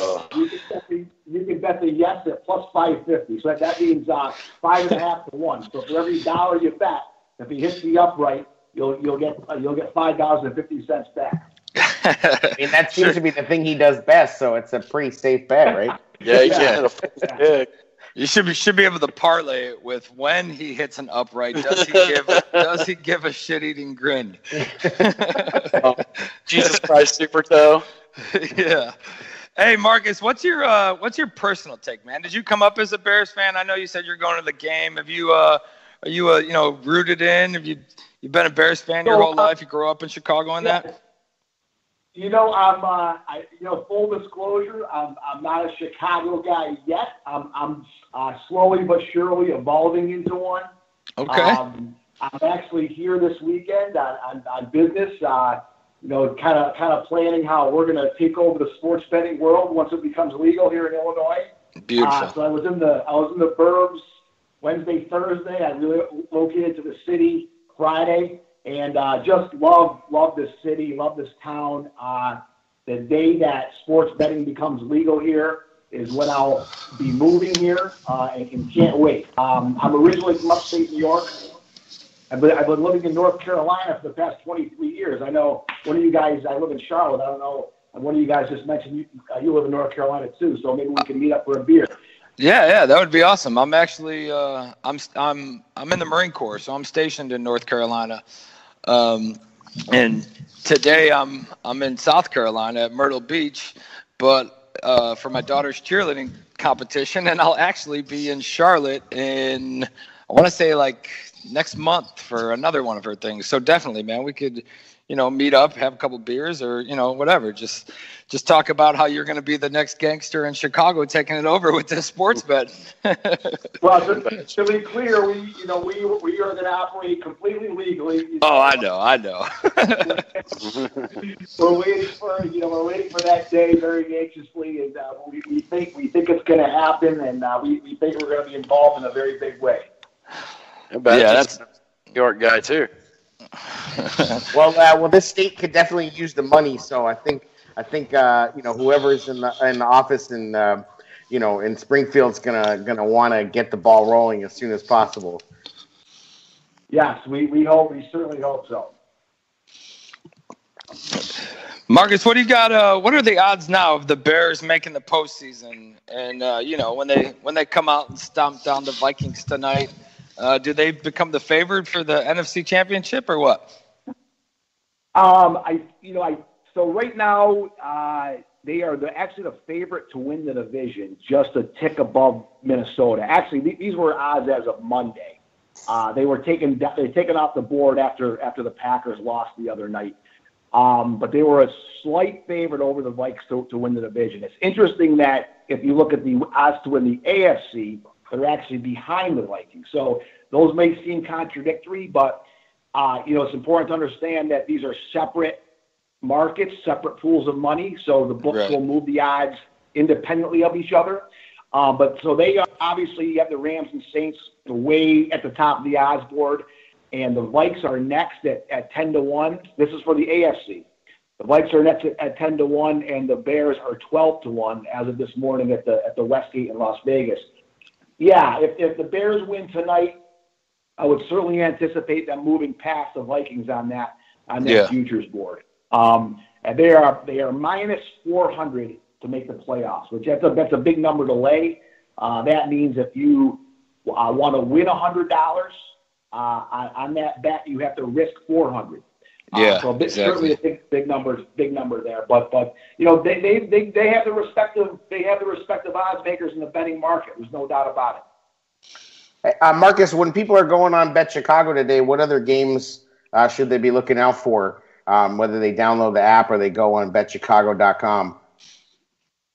Well, we have all kinds of contests and all kinds of content. We really try to cover it, and there's certainly a focus on Chicago and regional teams. And we were talking about the college football. We cover the Big Ten. We cover Notre Dame because we know there's a lot of Big Ten and Notre Dame fans. So, but we also know that as bettors and fantasy players, those types of people are interested in all the games and beyond just local. So, we try to be as comprehensive as possible when it comes to betting and fantasy. yeah, so, you go dive in, bounce around, and let us know what you think. But we think we provide very good information that can help inform your wagers, help inform your fantasy lineups, and we have a lot of fun doing it. Yeah, definitely, man. I as soon as I first heard about it through Bears Barroom, I downloaded it. There's a lot of different, bets that you can make in there, and the pick six, and then just go through and string them all together. And it keeps you going. It makes you, like I said earlier, kind of makes you focus on different things in other games. Marcus, we appreciate you joining us today, man. Why don't you go ahead and tell our followers where they can find you on Twitter, and remind people on how to join the Beat Mike North contest that Bet Chicago's got going. So our company Twitter handle is at BetChicago1.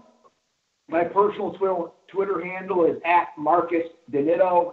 That's MarcusDinitto. And yeah, our Twitter feed is pretty active. We're tweeting out all our content. We're trying to engage with the Bears and Chicago sports and betting community as much as we can. So yeah, check us out. Definitely do so, Barflies. Check them out and know that Bet Chicago isn't just there's news on there.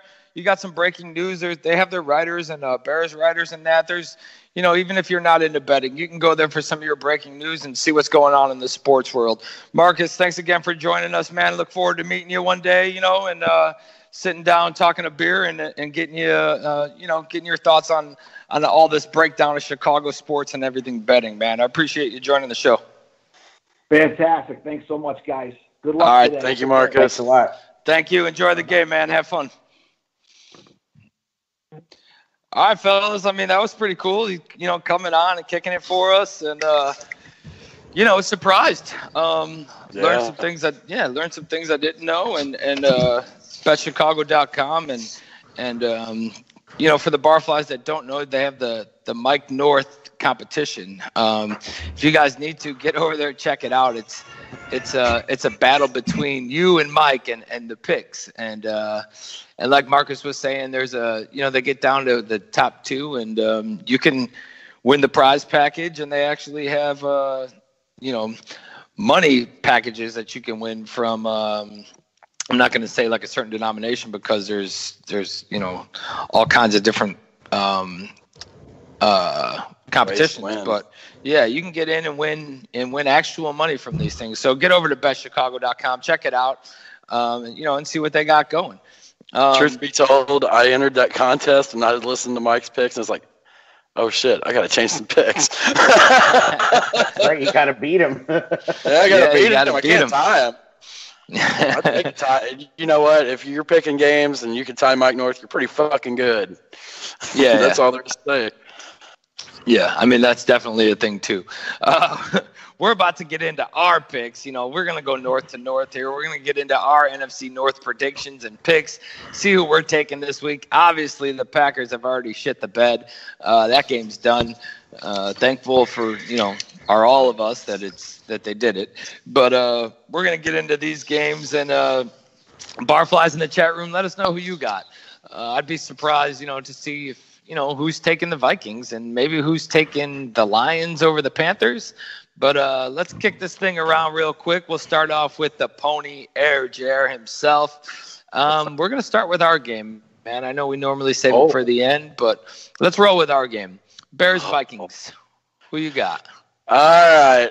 I've thought about this a lot, and I put this in a Facebook form. Parkey bounces one in off the post, and we win 27-24. We retain big dog status in the North. Minnesota goes back to crying, and we spent all this money on a quarterback, and we can't win big games. Yeah, we know that feeling. Welcome to your window closing. This is what it is. It's our time. It's our time to dominate. I'm fired up about it. I can't even contain it. We're gonna run the North, and that's when it starts today. I mean, I agree. I think we're going to run the North, but that whole window closing on the Vikings, I don't know if I can really agree with that. Windows closed, doors shut. It's over. If you would have said that it was closing on the Packers, I would 100% agree. But they're in disarray. That's even. Yeah, that shit is just straight closing for sure. All right, AA, who you got? Vikings and Bears, man. What's your team today? I mean, of course, I'm taking the Bears. I would take the Bears and the over. I think we're looking at a very close game. I think Bears 30, Vikings 28. And I think the defense is going to score again. Our defense. Okay, just once? Our defense is only going to score once? Just once. Okay, I'm actually taking our defense to score 2 touchdowns today, but and I think we're keeping the Vikes to 17. And either way, that's what I'm going with. But I'm taking the Bears as well. Dos Bears. And Badge, who do you got? Vikings, Bears. Oh, man, this is a no-brainer, man. 35-14, Bears continue dominating, and we start to run away with it, man.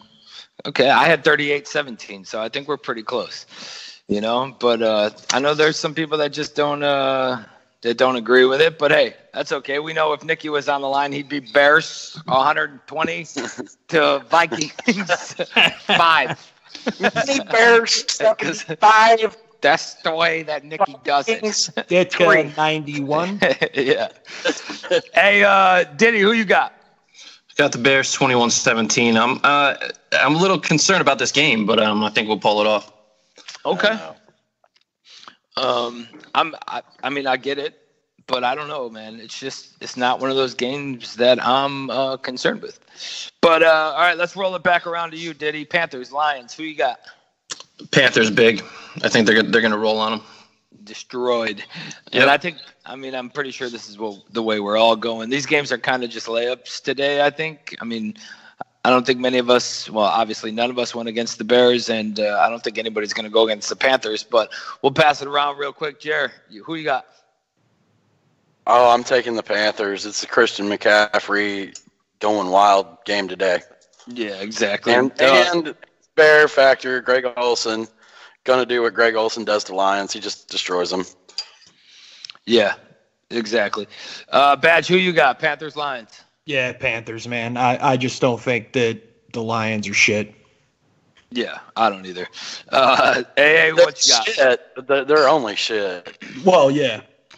I got Panthers. Panthers are going to win that game. The Lions are in disarray, and it's going down for real. Yeah, I think so too, man.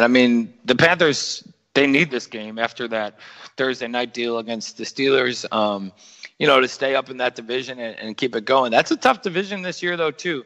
But I really don't see the Lions coming out and beating a team like the Panthers. Barfly, shortly we're going to get into that fantasy thing. You got about a half an hour till we hit to bring in them fantasy boys and kick that segment off. So get your questions ready. Check your lineups. Make sure all that stuff is going.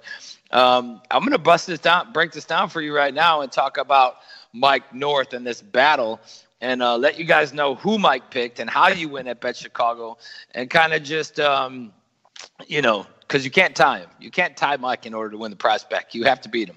So you have to pick against one of these games and see how this thing goes from here. But those are our NFC North picks. If you disagree or agree, fuck, whatever. It really doesn't matter. As long as you're agreeing that the Bears win, because otherwise we're all going to fight. So here we go. Mike's top picks of the week. Mike is taking the Titans plus 1 point over the Colts in Indianapolis. You've seen the yeah, Jared, I know that's your, you're up. Well, you're not in Indianapolis. I'm right in the middle of that area, and there's a lot of bad blood between those two teams, and being in the division, I think it's a Marcus Mariota coming out again. Yeah, they came out last week and destroyed I think we could say that they destroyed, but they came out last week and they destroyed the Patriots. Yeah, that was crazy. I still kept looking at that going, wait, is that right? That's not right. How the hell did that happen? It's another game where it looks like Belichick's taking care of his boy in Vrabel. he took care of Patricia. Now he's taking care of Vrabel. But I don't know. I mean, they dominated them. That was kind of wild. Yeah, I mean, I think it's just a coincidence. I don't really see it as, these guys have the inside scoop on Belichick and this and that. I think it's just, I won't call it coincidence, but I'll call it the way that the players play when there's an extra meaning behind it. Well, but I mean, you're definitely going to believe a guy who has extreme familiarity with that team. And if he stands in front of you and tells you, I know what this team does, we can beat this team, you're going to believe it. I mean, so I think that's what happened with the Lions and the Titans is, they believed it, and the Patriots, are beatable this year. I mean, shit, we almost beat them. Yeah. Hey, in unrelated news, did you see Quentin Nelson got fined for leading with a helmet on that block that everybody was? No, I didn't. Thank God. Yeah, he got fined $10,000 for that. Did you see also that it wasn't? It was fake. Well, it wasn't. It was fake in a way. The Colts used audio from a different block where he was screaming, and they laid it over that because it was such a, like a cool play. So it was kind of like, oh wow, all right. So you're juicing things up, and I said, well, maybe really Aldo's working for the Colts now. Dude, I do not know how I missed all this. I did not know. They were talking about it on Hogue and John's podcast, and John's was pretty bummed out about it because he was like, "Man, can we just believe that it was real?" Because it was really cool. I mean, if it was a video of Kyle Long doing something like that, we'd be getting all up about it. But apparently they took he does scream when he pulls, apparently, which also sounds kind of weird. But but they took a different scream and laid it over the top, and the Colts even came out and admitted it, which is kind of whatever. It's interesting. Yeah, that's pretty fucking cheesy. All right, let's move on to this next one. We got the Bucks. Well, I won't say we. It's the Bucks plus 2 points over the Giants at New York. So he's taking the Titans. Now he's taking the Bucks over the Giants. I mean, the Giants have been pretty lackluster this year. They haven't really done shit. They got their number one pick. They still got the mouth breather behind, running the helm. I know it's a big game for us. Oh, I won't really say for us, but we got them coming up shortly after Thanksgiving. We're heading up to New York to see it. Are you surprised over this Bucks 2 points over the Giants thing? You think I don't. I disagree with this pick. I think that the Giants at home. I think that the Eli got them rolling a little bit. OBJ was involved. Shepard was involved. I think that the Bucks are really bad, and I think the Giants are going to beat them. I really think that the Giants could go on a little run here where they win some games. Well, they better not. I'm just saying. I just think that they can. I think they're capable, and they've got the offensive line figured out a little bit, and if they can protect Eli, they can do some things. And they certainly have weapons. So I disagree. I think they're going to beat the Buccaneers pretty handily.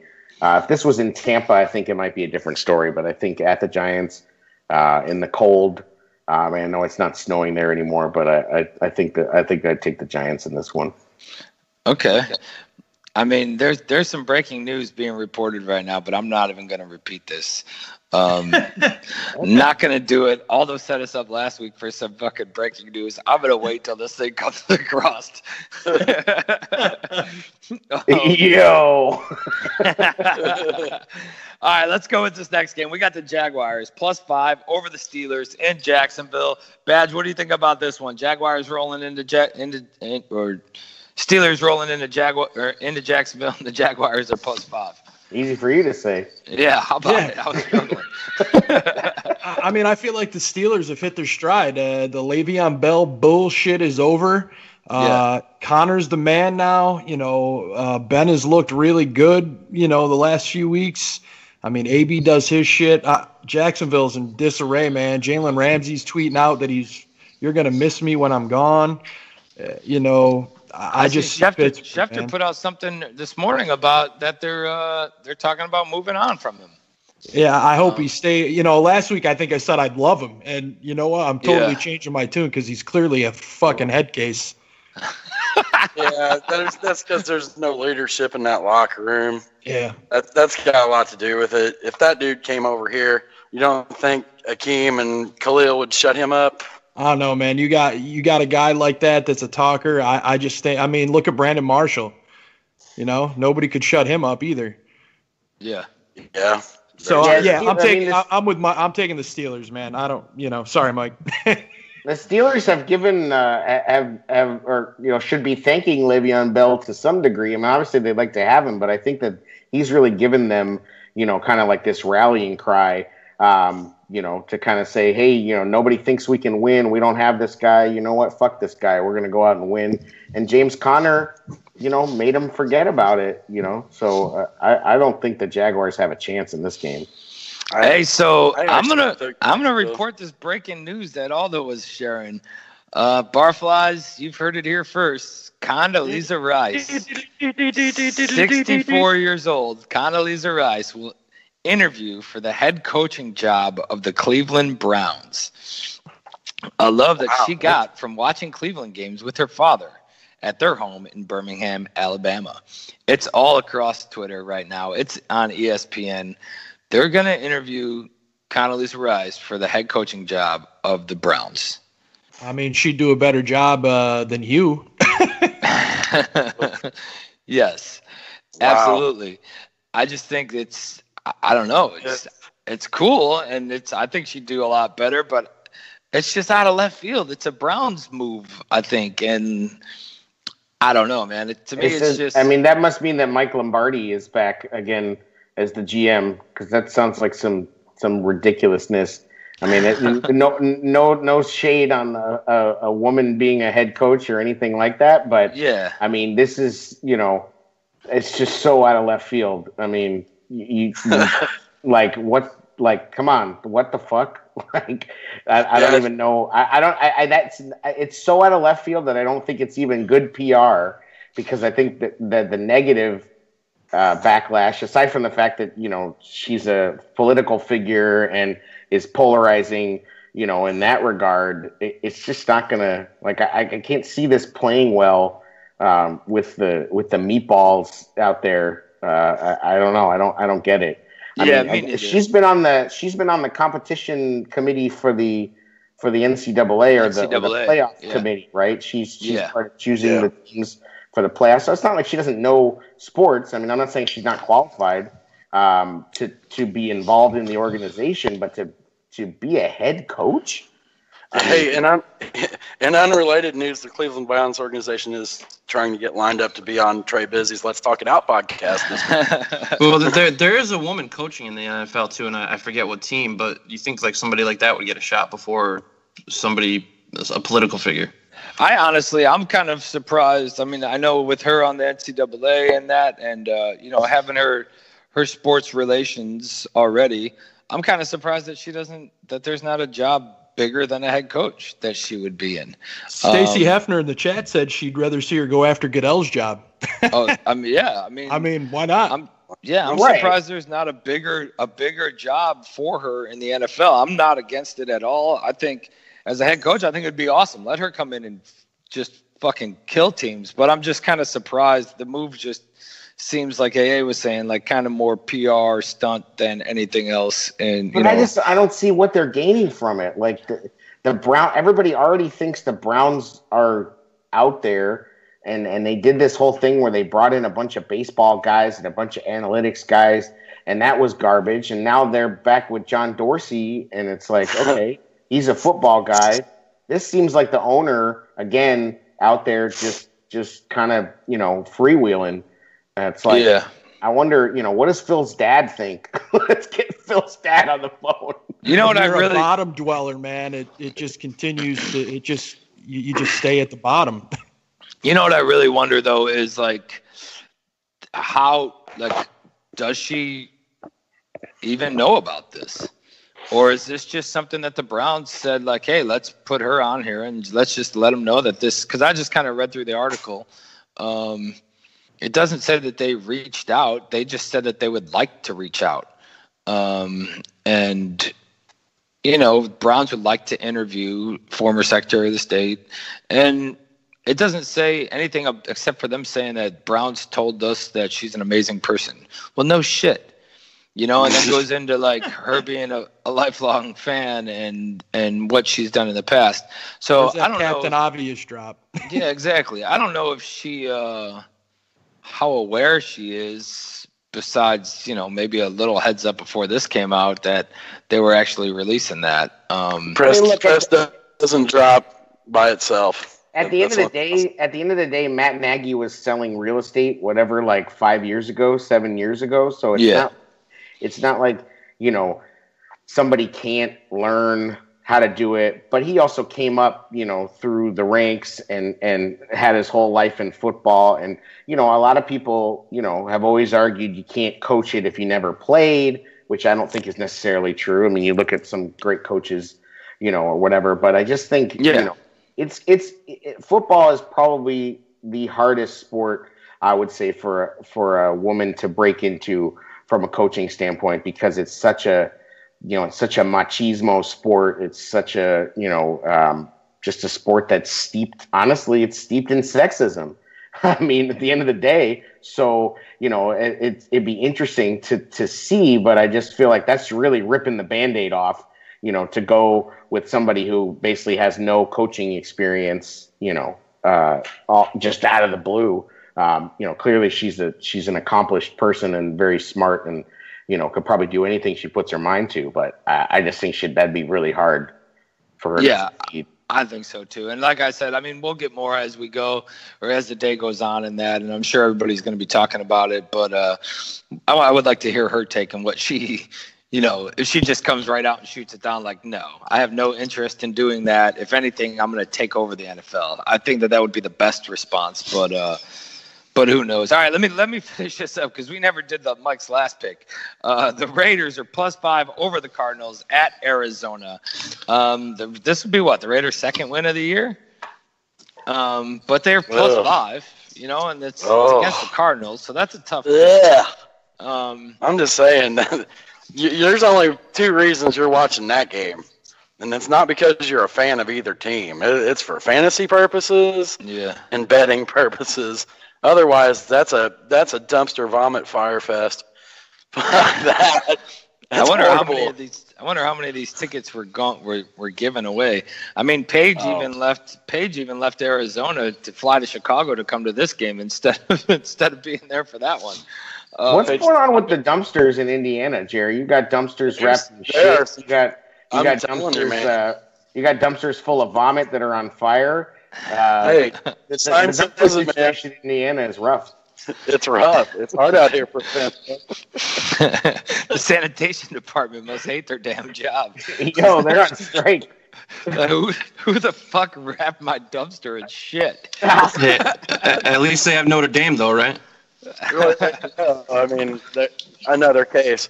Well, after we saw those uniforms Notre Dame was wearing, maybe we understand about dumpsters wrapped in shit. Oh, yeah, that was brutal. That's the only thing I could talk shit about Notre Dame on, because they look pretty good until they play an SEC team. We'll see what happens. Dude, but those uniforms, they still killed it last night. Those Yankee pinstripes, though, were brutal. But yeah. I didn't think so. I thought it was pretty cool. I don't mind it. I guarantee they sell. They beat Syracuse. Yeah, okay. Badge. No shit. I got nothing. I really they got slaughtered. I knew from the get-go that it was going to be not good, and then everybody's, they lost Eric Dungy. Get the fuck out of here. Dungy wouldn't have done shit if he stayed in the game either. Hey, we're going to I'm going to see – well, let's get those fantasy boys on the line. We're going to bring them in here shortly. But I also want to see – I'm not sure how many of you were able to hear it or heard it firsthand on Mike North Advantage. But we got a little message for Packer fans that are owners from Mike, from the Mike North Advantage. Let's see if we got this drop here, if we can get this thing in here.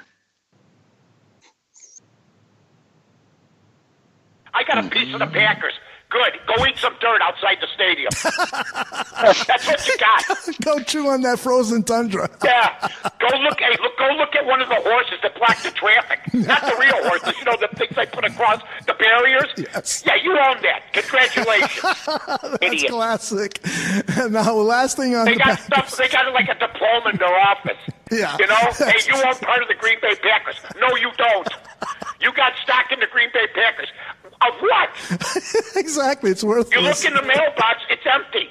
It's like your welfare check is missing. Please. That is so good, classic. Come on. Dude, we were talking about that yesterday. That's Mike talking about being part owner of the Packers and how some of the fans, you know, how they do this whole ownership thing and everybody's a part owner. It's pretty funny, man. I got a kick out of it. I know Eric Jared did when we were talking about it yesterday, just to shit on Packer fans even more. So awesome. That was so awesome. I think hilarious. My Costco membership is worth more than the fucking Packers share. At least I get a dividend back from Costco. The mailbox is empty. It's like them calling themselves Title Town. It's like, yeah, exactly. You don't even have it. There is no town. Where's the town? Title Town. Chris is in the chat room. She says, I know several owners, and they will never tell me how much money they make. Yeah, they get chicken cheese. They get fucking gift certificates to the Cheese Castle. Dude, I was driving home and I heard that and I had to pull over. I was dying, so I was just like, finally, someone said it. It's like, your stock ain't worth dick. Just shut up, Packer fan. And then enjoy the ride to battle Detroit for last place. Yeah, I mean, I know AA doesn't like that, and he doesn't think that they're out yet. But either way, fuck the Packers. I'm done with them. I honestly have more respect. I think. Let's see. I mean, out of you guys, besides the Bears, obviously, do you respect any teams in the NFC North? I mean, I guess I do the Vikes a little. I mean, I don't know why. See, but, me too. Well, they were in the NFC Championship game. Yeah, year, right? but everybody else can eat a dick. Yeah, me too. And it's weird, man. Like, it's weird that like they're in there. I mean, they're a rivalry, but yeah, I have a little respect for the Vikings and the way that they do things. Absolutely, well, man. Yeah, the Vikings definitely deserve respect. Yeah, I got family that's hardcore Viking fans, obviously. I took my nephew up to watch them. So, you know, I'm not going to sit there and say, you know, hey, go Vikings. But isn't it a mentality of like how some of these other fucking, you know, like the Lions fans and them and the Packer fans just try to shit on everything. I think the Vikings, I think it's too, don't. Yeah, but I mean, there's not like the fucking Detroit and the Packers do, man. And that's the weird thing. I get it from Packer fans because, like, I mean, they're pretty much good year over year. The Lions fans, you guys fucking suck. Like, and what are you talking shit for? Well, thank God that streak is over of them beating us. Oh. I mean, that was just brutal. That they actually had something to talk about. It was just. I mean, you know, it's amazing that we have more respect for fans that dress up like, you know, with Viking helmets and yellow braids, and they dress up like they're in a fucking opera. And we have more respect for them. But you look at it, I mean, the Lions fans wear bags on their heads, and the Packers fans wear giant blocks of cheese on their heads. You know, and then you look at the cities. I mean, Minneapolis, St. Paul, those are great cities. You know. You know, so at least they got that going for them. I mean, you know, what the hell does Wisconsin have? Nothing. And Detroit, you know, it's rough. So, you know, the Minnesota wins by default. It's like the shortest man in the room full of midgets. I bounce off that question. Is there another team in the NFL that you're like, other than the Bears, that you're like, you have some respect for, and you're like, yeah, you know, they're a good team. I'd watch them. I'd say the Steelers. Yeah, Steelers. I think there's teams that I wouldn't say that there's teams that I'm like a fan of, right? But throughout the season, there's teams that I'm a fan of what they're putting out on the field, and like the schemes and like, you know, kind of how they're attacking the game. From an organization standpoint, I would have to say the Steelers and the Giants. I think you look at those two as teams that, year over year are in Giants are looking great. No, they look like shit this year. They look like shit. But from an organization standpoint, they got, they're in the hunt. They got rings, I'm going to say it, the Saints, boys. Ryan Pace, man, where he came from, Yeah. I think tomorrow night's game is going to be really good, too. Yeah, the Rams and Chiefs. KC. Yep. Yeah, that game, you know what? We should have asked Marcus that, because that game got moved from Mexico City back up to L.A., and I wonder what that did to Vegas and the whole point swings and that of being, It gave a little bit to the Rams. The Rams don't really have a home field advantage because it's L.A. Yeah. They were more Packer fans than anything when they played. Dude, there was. Well, that's how. I lived in San Diego for 3 years, and that's how the Charger games were. It was all road fans. It's a vacation. Yeah. I went to a lot of Charger games in San Diego. I lived on Arrow Drive, a block away from the stadium. Yeah. It's all road fans. Yeah. We used to go over there all the time, and it's always road teams, and kind of funny, but kind of sad too, in a sense, like when you're there, like, damn, these dudes don't even have any fans. They do, but it's just all transplants, and they could sell the tickets. And the Chargers is a shame because they actually did have a pretty decent fan base, but then they screwed that up. Yeah, they did. Now they're playing in a soccer stadium, and it sucks because they actually have a good team. I feel bad for the Chargers fan base. Yeah, I'm talking shit to Chris in the chat real quick. Yeah, we got Gaines on the line. Gainesy's here. Gaines is on the line. Oh, Big Gaines decided to drop in. Where you at, Gaines? Man, you guys are doing fantastic. I'm just sitting back, just learning and taking notes, man. My bad, man. I wasn't paying attention to the call. I was in the chat. No, man, you guys are killing it, and I gotta agree with Badge and other guys about the Saints organization. You think about what they had to deal with and what they overcame, not just Katrina, but even Bountygate. And so when you have an organization that's pristine and you have a good quarterback in place, look at what they can oversee. And I agree with the fact that Ryan Pace was involved in that. Yeah. How you guys doing? Good, man. Things are good, just kicking it a little bit back and forth. We're about to get these fantasy boys in here. So, Barflies, if you've got questions, send them into the chat room. Get them in there. Find out your fantasies. We should be coming up on some championship games here in the next couple of weeks. People trying to, sneak into the playoffs and hold their spot and not get upset in there, with what's going on. But, you got your little questions or who you got to start and sit today. Get them in there. Let the guys know. See what's going on. I think we got Joe and John in the room right now. Fellas, you guys here or what? We are here, man. How's it going? Hello, man. What's going on? Hello, men. Hello. Love it, man. Let's hit this little goon and the tooch drop that we got, and we'll pick it up from there, boys. My dear guests, welcome to Fantasy Island. Oh yeah. Goon and the tooch and the goon. Two dudes with a fantasy in a bar room. Ain't saying it's gay, but it could be a bit.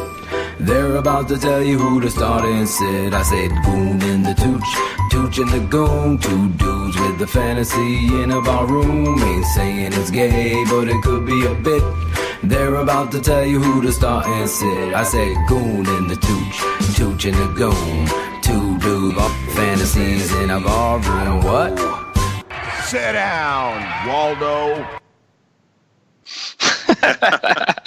Dude, I'm a little upset with you guys today, man. I'm the only one dancing on the fucking video for the song, and then right when it's over, the only thing I see is Aldo pinching his nipples. Oh my God. What a surprise. It really turns him on, that song. Hey, it's just what happens, man. Bobby, I mean, It's the new bear up, bear down. Yeah, we don't really want to hear about what's going on in your side grinder chats. All right. it was in the video chat here. Hey, I wasn't even on Grindr yet. You should see what Aldo. You should see what Aldo and I do on that one. All right, fellas. You know how this thing works. Let's go with your top 2 starts and sits for today. Joe, let's kick this thing off with you. Give us your top 2. Who you think's a must start today for these games? Yeah, you got it, man. So my first start of the week, I'm going to go with Dion Lewis, running back for the Tennessee Titans. He's been the top back in Tennessee, but more importantly, he's seeing roughly 20 touches per game. And this week they get a matchup against the Colts defense that can't seem to stop pass-catching running backs. So look for Lewis to have a huge day at the office. I like him as a running back 2 or a flex this week. So Dion Lewis, fire him up. Love what he's doing right now. And the next guy on my list here is Amari Cooper, wide receiver for the Dallas Cowboys. You know, he's been targeted 18 times since he got traded for, and he's the number 1 guy there in Dallas. And look for that number to go up even higher today because they get to go against that terrible Falcons defense. The Falcons are an absolute dumpster fire, so get Cooper active in all leagues. All right. I mean, hitting all kinds of targets over there, huh? Yep. Who you got going? Who's your top 2? Sorry, I'm just getting Dion Lewis into my lineup. Hold on. Top 2? I'm gonna the Tooch is 2. Going with Dak Prescott versus the Falcons. Ooh. Touchdown on the ground, a couple touchdowns through the air. Tooch, something's wrong with your microphone because I thought you just said Dak Prescott. Cowboys are heating up, and Atlanta is a weak defense. All right. So, yeah. I can't pick the obvious ones every week. Yeah, okay. I mean, these weren't sleepers, I don't think. But go ahead. Yeah, my second guy is Alshon Jeffrey versus the Saints. Ooh, if soft tissue. The Eagles fall behind, I like the Alshon Jeffrey to capitalize on playing catch up. Wentz to throw the ball. It'll be a good passing advantage against that weak Saints pass defense. What do you think of the Philadelphia offense as a fantasy option going forward? They've really been kind of up and down and struggling and really just Yeah, I kind of like the way that they're trending. They seem to obviously the running backs have been a bit of a question mark, so I would avoid the running game. But you got Jeffrey, you got Zach Ertz. I mean, right there, two fantasy studs. So and Carson Wentz. So I like those 3 guys going forward because the rest of the season they're looking pretty good. Yeah, in one of my leagues, I'm 8-1, and I got Ertz, and Ertz every week, man. He's even when you think he's not going to get the points, all of a sudden you look up and he's got 20 points. He's their most consistent guy. And Wentz is he's good for in most leagues. He's good for 20 plus every week. He's at least steady. Oh, he's great. Yeah, definitely. So who you guys got? Tooch, let's start this thing. Let's come back around to you. Who do you got as the must sit this week? Who's the guy that you think we need to stay the hell away from? Has no business being on anybody's lineup this week because of the matchup or just maybe some other crap he's got going on. Well, I'm going to give you 2 quarterbacks. The first guy is a guy whose team tied the Packers. Ooh, some Kirk? Kirk Cousins versus the Bears. Sit. Yeah, Kirk Butler. The other guy is his NFC North quarterback mate, Matt Stafford. He's got nobody to throw to. Golden Tate traded away. Marvin Jones injured. 2 tight ends injured. Sit Matt Stafford. Yeah, he's not really padding those stats this year. Not really padding those stats this year the way that he has in the past, and I think a lot of it is because they always, they would always play from behind. But and Jer, I know you're going to take that somewhere that I wasn't going. But I'm done. I'll out of that. But he's straight fell off this year. Goon, who you got? Who's your 2 must sit and keep him off the field today? For sure, man. And circling back, Tooch was just talking about Stafford trading away Golden Tate. I'm going to sit Golden Tate this week. He's getting used to his new team still. He hasn't fully learned the playbook there. And because of that, he doesn't have a great chemistry with Carson Wentz. And, that's not really good for your fantasy stock. So give it a few weeks before you could trust Golden Tate. I'm not a fan of him right now because he doesn't have any chemistry with those guys. So he's a tough guy for me to play right now. And then the next guy on my list is a guy we've been talking about a lot lately on the Bears. I got to go with Jordan Howard. He's not as involved in this offense as he was in the past. And, he gets a matchup against a stout Vikings run defense. I have a real tough time trusting him because he's not really getting a consistent amount of carries. So, until we see more volume out of him, I'm leaving him on the bench because I just can't trust him right now. Joey Two Scoops. Phil's pissed at you right now. Sorry, Phil. He's calling you Mandel forever now. That's probably right. That was happening anyway. It's just common sense, though, man. They're not using him, So whether or not you like him or whoever likes him or who doesn't like him, they're not using him. And if you're in fantasy to win, then, sorry, but your head should fucking put Howard on the bench. And you gotta sit him. If you're sitting around waiting for the big 150-yard 3-touchdown game out of Jordan Howard, it ain't happening. Yeah, exactly. You're not going to be in the postseason. Amen. And that's just the way it works. You're not going to be there. All right, fellas. I know we got some of this injury stuff coming out, but I'm gonna have to, and I apologize, boys. I was hoping that it wouldn't go down, but I'm in Myrtle Beach at my daughter's cheerleading competition today, so I'm gonna have to bounce out of here and handle some daddy duties. Badge is gonna close the show for me. Goon, I'm gonna pass it over to you. Why don't you go ahead and run down the DraftKings lineups, fellas? I appreciate everybody joining. Barflies, thanks for being there this morning. I'm gonna bounce. These dudes are gonna fucking run this thing to the finish line for me. Love you all, and I'm gonna get out of here. Goon, why don't you take it over and run it with that DraftKings lineup? Later, Bobby. Later, Bobby. Later, man. See you later, Bobby. All right, so I'm going to roll into my DraftKings lineup here, guys. And again, when I put this together, I'm just looking for best value and overall best team. So just breaking news, Joe Flacco inactive today versus the Bengals. So my quarterback I'm going to roll with is Lamar Jackson taking the reins. Only $4,700 versus the Cincinnati Bengals, who are absolutely terrible on defense. So I think Lamar Jackson there is a great value. He's probably going to run for at least 100 yards today, so I like it just alone for the rushing. Any passing touchdowns are just a bonus, in my opinion. And then I'm going to roll into my – go ahead, John. They've already decided that they're not going to run RG3. They're going to run – there was rumor that RG3 was going to be the starter. Yeah, there was rumor, but apparently it just came out Lamar Jackson going to get the start today. Oh, sweet. Interesting. That doesn't mean that RG3 won't see the field at all, but I think Lamar Jackson, the much better fantasy play for sure. And my next running back on the list is I'm going big money on running back this week, guys. I'm spending big on running back and value everywhere else. I'm spending for Saquon Barkley $8,700 versus the Tampa Bay Buccaneers. Everyone knows that Buccaneers defense is terrible, so that's a safe play in my book, especially for volume and catching out of the backfield. And my second running back I'm going to go with is Melvin Gordon. I'm spending the $8,900. I don't care. That guy's an absolute monster going against the Denver Broncos. They're not as good against the run as they once were, so I love that matchup. And then I'm going for value at wide receiver here, guys. I talked a little bit about Amari Cooper earlier, but I'm going to go with him here again as a start in my daily fantasy. $5,400 against that terrible Atlanta secondary. I think that's a really, really safe bet, and you're guaranteed at least a handful of points. I say he's guaranteed for at least 10 points today. I'm going to fly on to my next pick here, and that's Kenny Galladay.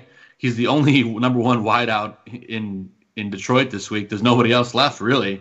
$5,800 against that Carolina defense that, they're not as good as they once were, but they're not terrible, but I still think Galladay is going to get enough volume to get it done.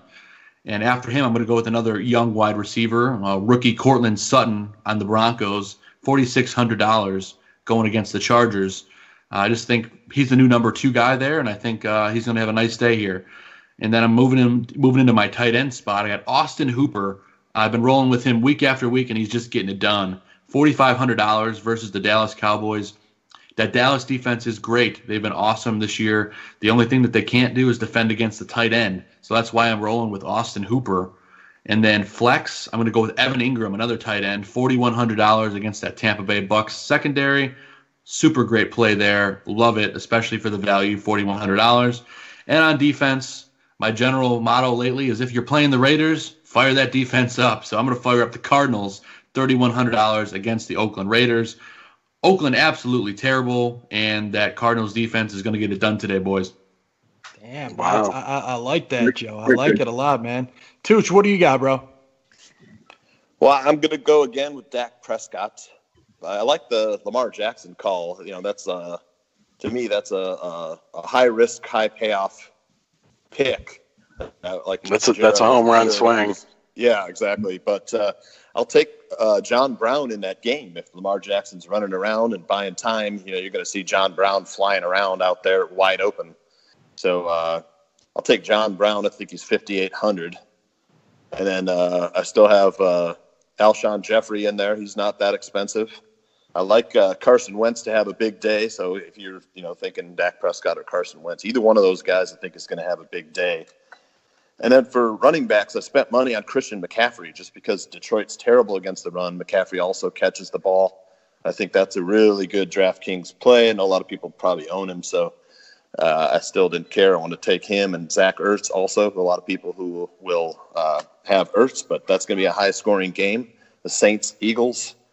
So, and then defense, I'm going to take Pittsburgh on the road at Jacksonville. I wanted to take as a sit Blake Bortles, but Spaceball went with Bortles as his pick of the week, so he made me a little bit uncertain.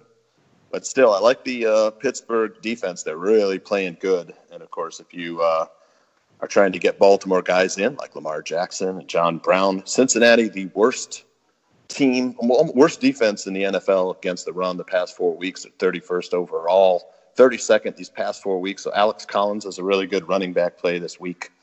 And that's about it. Nice. Two great lineups, guys. I haven't done mine yet, so I kind of try to wait till you guys come on. I listen in, and I'm like, all right, what are they doing? So I probably, it's called cheating, Badge. It's called cheating. I gotta win every week, man. I'm freaking sitting third and fourth every week in this damn thing. I gotta win. Hey, if you're not cheating, you're not trying. Yeah. I don't know if you guys saw, but out of the last 9 weeks, I won 8 times. Yeah, and it's pissing me off. You gotta do better than that, Belichick. There's a couple questions from the chat. Somebody who must be in a terrible quarterback situation is asking Stafford or Fitzpatrick. Yikes. I'm going to go with Fitzpatrick 100%. Yeah. He gets to go against the Giants, who are not that good on defense, and he actually has weapons. So we all know right now that the Lions are really banged up, and Stafford's got nobody to throw to. So I'm going to take Fitzpatrick all day. And then we got our boy Zeke Robles is asking Gabriel, Robinson, or Miller. So which Bears receiver do you feel like is going to be the best play? Tooch, I'll let you take that one first. I'm going to take Anthony Miller in this one. I like him to get the work out of the slot, which is where you can hurt Minnesota. At the tight end, the slot, the middle of the field, they're a little bit weak there. On the outside, they're strong with Xavier Rhodes, one of the best cornerbacks in the league. So I think take Anthony Miller. He's been getting a lot of separation. So I look for Mitch to look for Burton and Miller as his safe options. I think Gabriel is due. I don't. That's just a gut feeling, but I just feel like he's due for a big game. He's another slot guy, but I don't know that I'd necessarily start him over Miller. I think you're right. Somebody's asking Mike Evans or Kenny Golladay. You got to take Evans every time. Yeah. Mm-hmm. What about Shaheen, boys? Is he a start today? Personally, for me, I would wait and see. But I think if you're in daily fantasy and you spend or you blow your load on all big money players, I think you can get Shaheen for cheap, and I think he's probably going to be good for 3 catches, maybe close to 40 or 50 yards, maybe a score. But I think he's worth the risk in daily fantasy, but I wouldn't touch him in your regular league. Well, that's the thing, too, with daily fantasy. At least, I'm not an expert on it, but I feel like you got to find those guys that differentiate your lineup. I mean, you can't just play the chalk lineups that everybody's starting. And sometimes I think it's a good idea when you're sorting through the players to flip it by money, so you're looking low to high. Yeah, because that's where exactly you can find. That's where you can find the little hidden gems.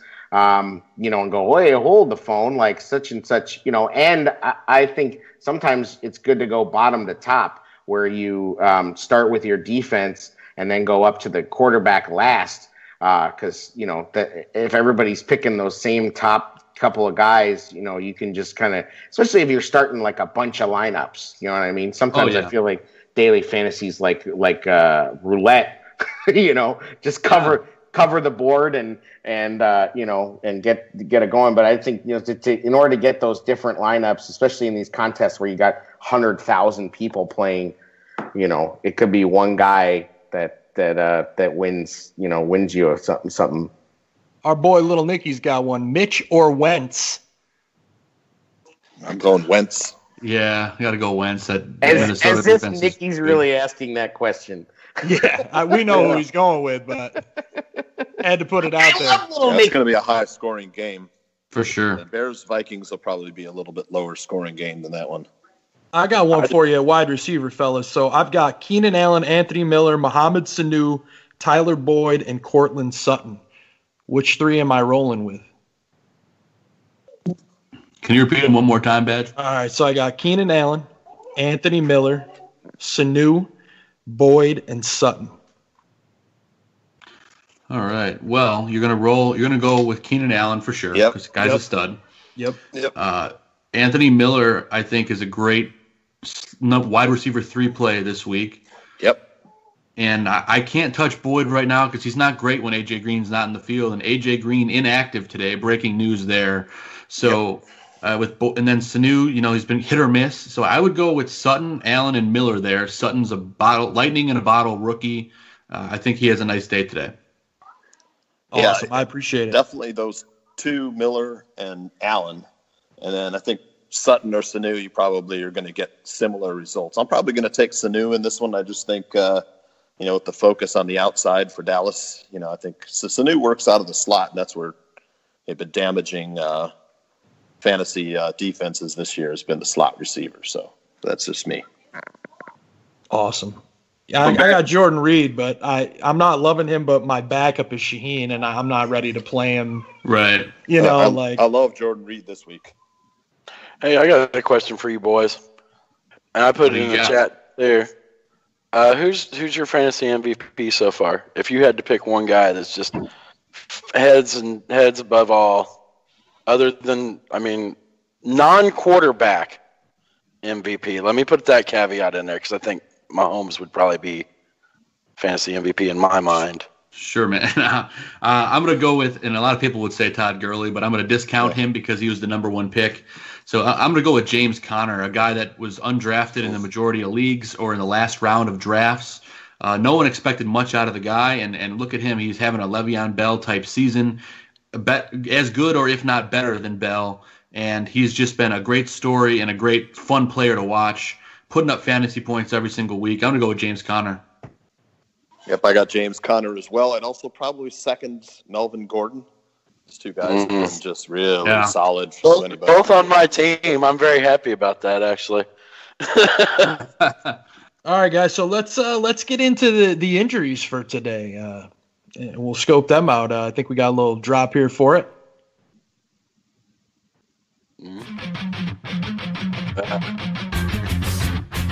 Oh, get up, come on, get down with the sickness. Get up, come on, get down with the sickness. Get up, come on, get down with the sickness. Open up your hate and then open the make. Get up, come on, get down with the sickness. You must get up, come on, get down with the sickness. You fucker, get up, come on, get down with the sickness. Madness has now come over me. Yeah. All right, guys. So, Tooch, we'll start with you, man. What do you got?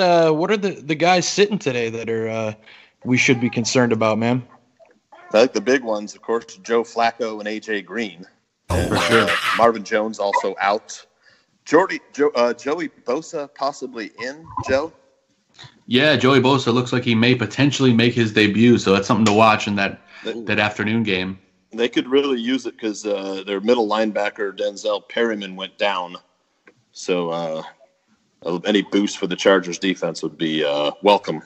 And a little chunk of breaking news here, guys. James Conner is active today. He was questionable all week with concussion, but he's going to get going today against the Jaguars. Thank God. Man, that's huge news for the Steelers, man. You need him, especially down there against that Jags tough D. Joe, what about you, man? Starting wideouts. Yeah, what about you, Joe? Who you got, man? For sure, man. So Sammy Watkins, wide receiver for the Chiefs, been questionable all week with a foot injury. He's a really risky play for a Monday night game.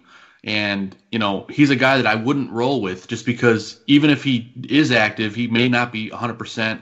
And then if he's not active, you're in a rush to pick up someone in that game. So I would avoid Sammy Watkins in all leagues this week. I just have a feeling he's not going to go. And then we didn't touch on it last week, but last week, Cooper Kupp out for the season for the Rams, tore his ACL on his knee, going to miss the rest of the season. So stock goes up for Robert Woods and Brandon Cooks. So if you had Cooper Kupp, it's a tough loss. I know our buddy Tooch had him, and I can see him shaking his head on the other side of the phone. So sorry about that, Tooch. And then Chris Thompson for the Redskins going to miss his third straight game with a rib injury. So that means Adrian Peterson is going to get more carries. So get Adrian Peterson active. And then I got a couple more to talk about here. Antonio Gates, questionable for the Chargers. He's dealing with a knee injury. Probably not going to go, but if he does end up going, he's not a great fantasy option anyway. And then two more. Matt Bryant, the kicker for the Falcons, missed last week's game.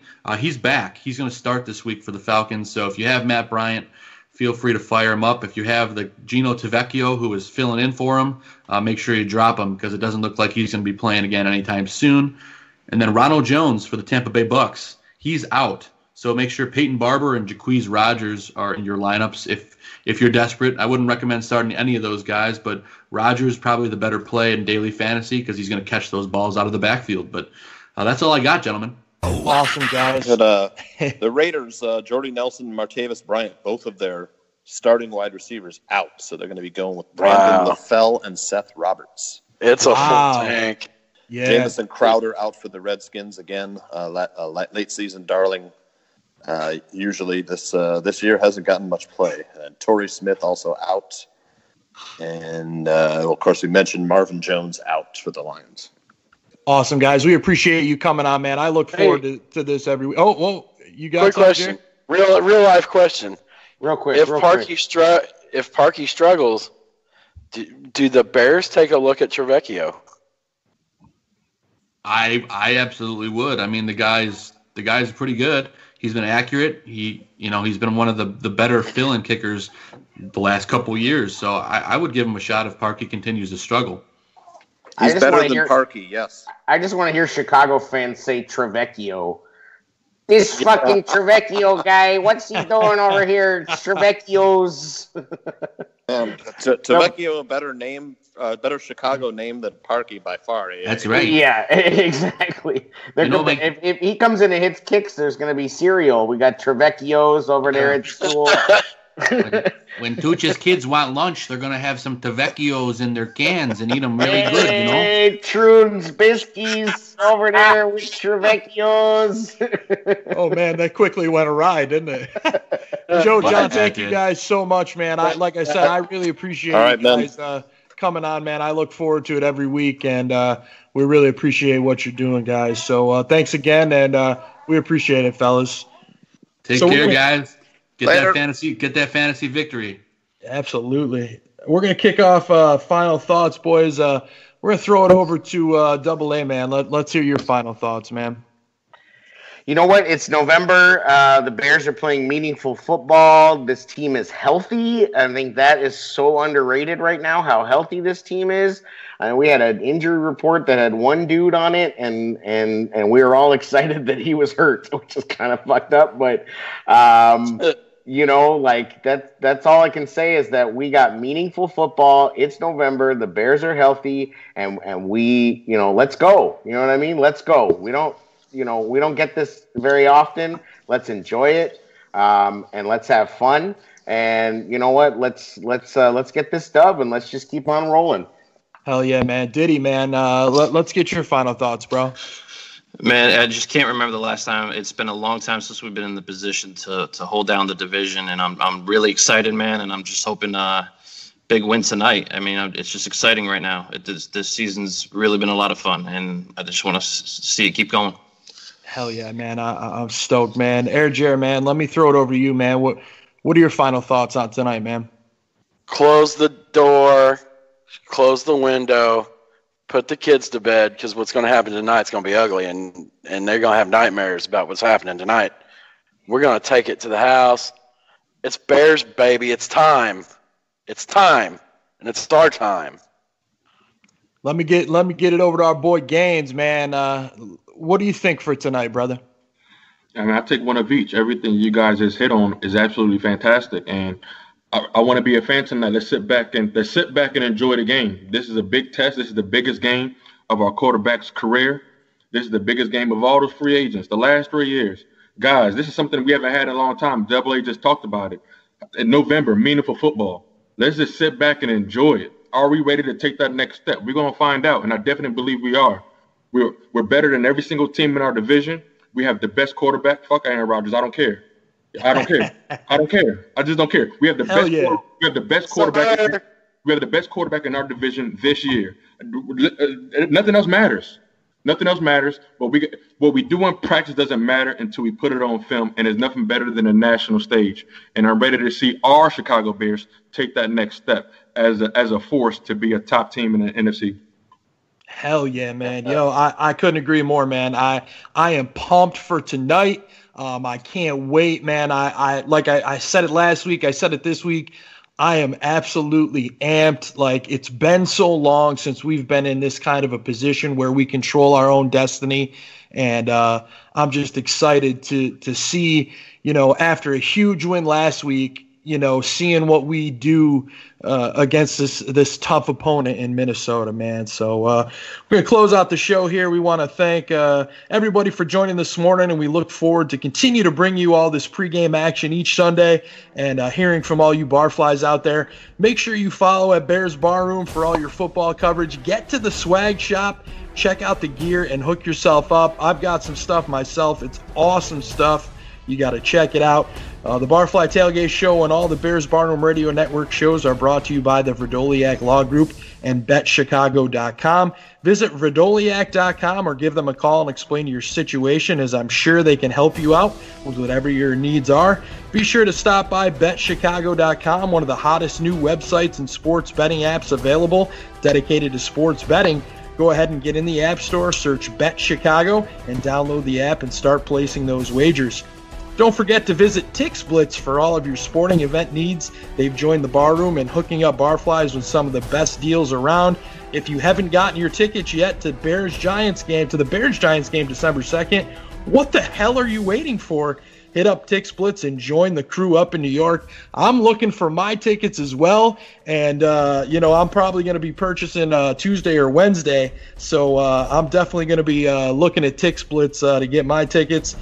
This show and all the Barroom shows are available on our podcast stream and at bearsbarroom.com. Once again, Barflies, thanks for joining us this morning. You guys bring it week in and week out. Enjoy your Sunday bouncing from game to game, and as always, Bear down. Bear down. Let's go, baby. Let's get it. Hey, real quick, I know we're still on for one more minute. Just shout out to all the Barflies, all the Bears Barroom people. Thanks to the Barroom family. Shout out Shane, Phil, Buffone, BG, everybody that brings it on the network, Tooch and the Goon. It's a big family, and we're doing a lot of great things. I'm so excited to be a part of it. This is an awesome season, and thanks so much for the opportunity. You guys are awesome. Bears Barroom over everybody. That's all I got to say. Yeah, that's my boy. You nailed it.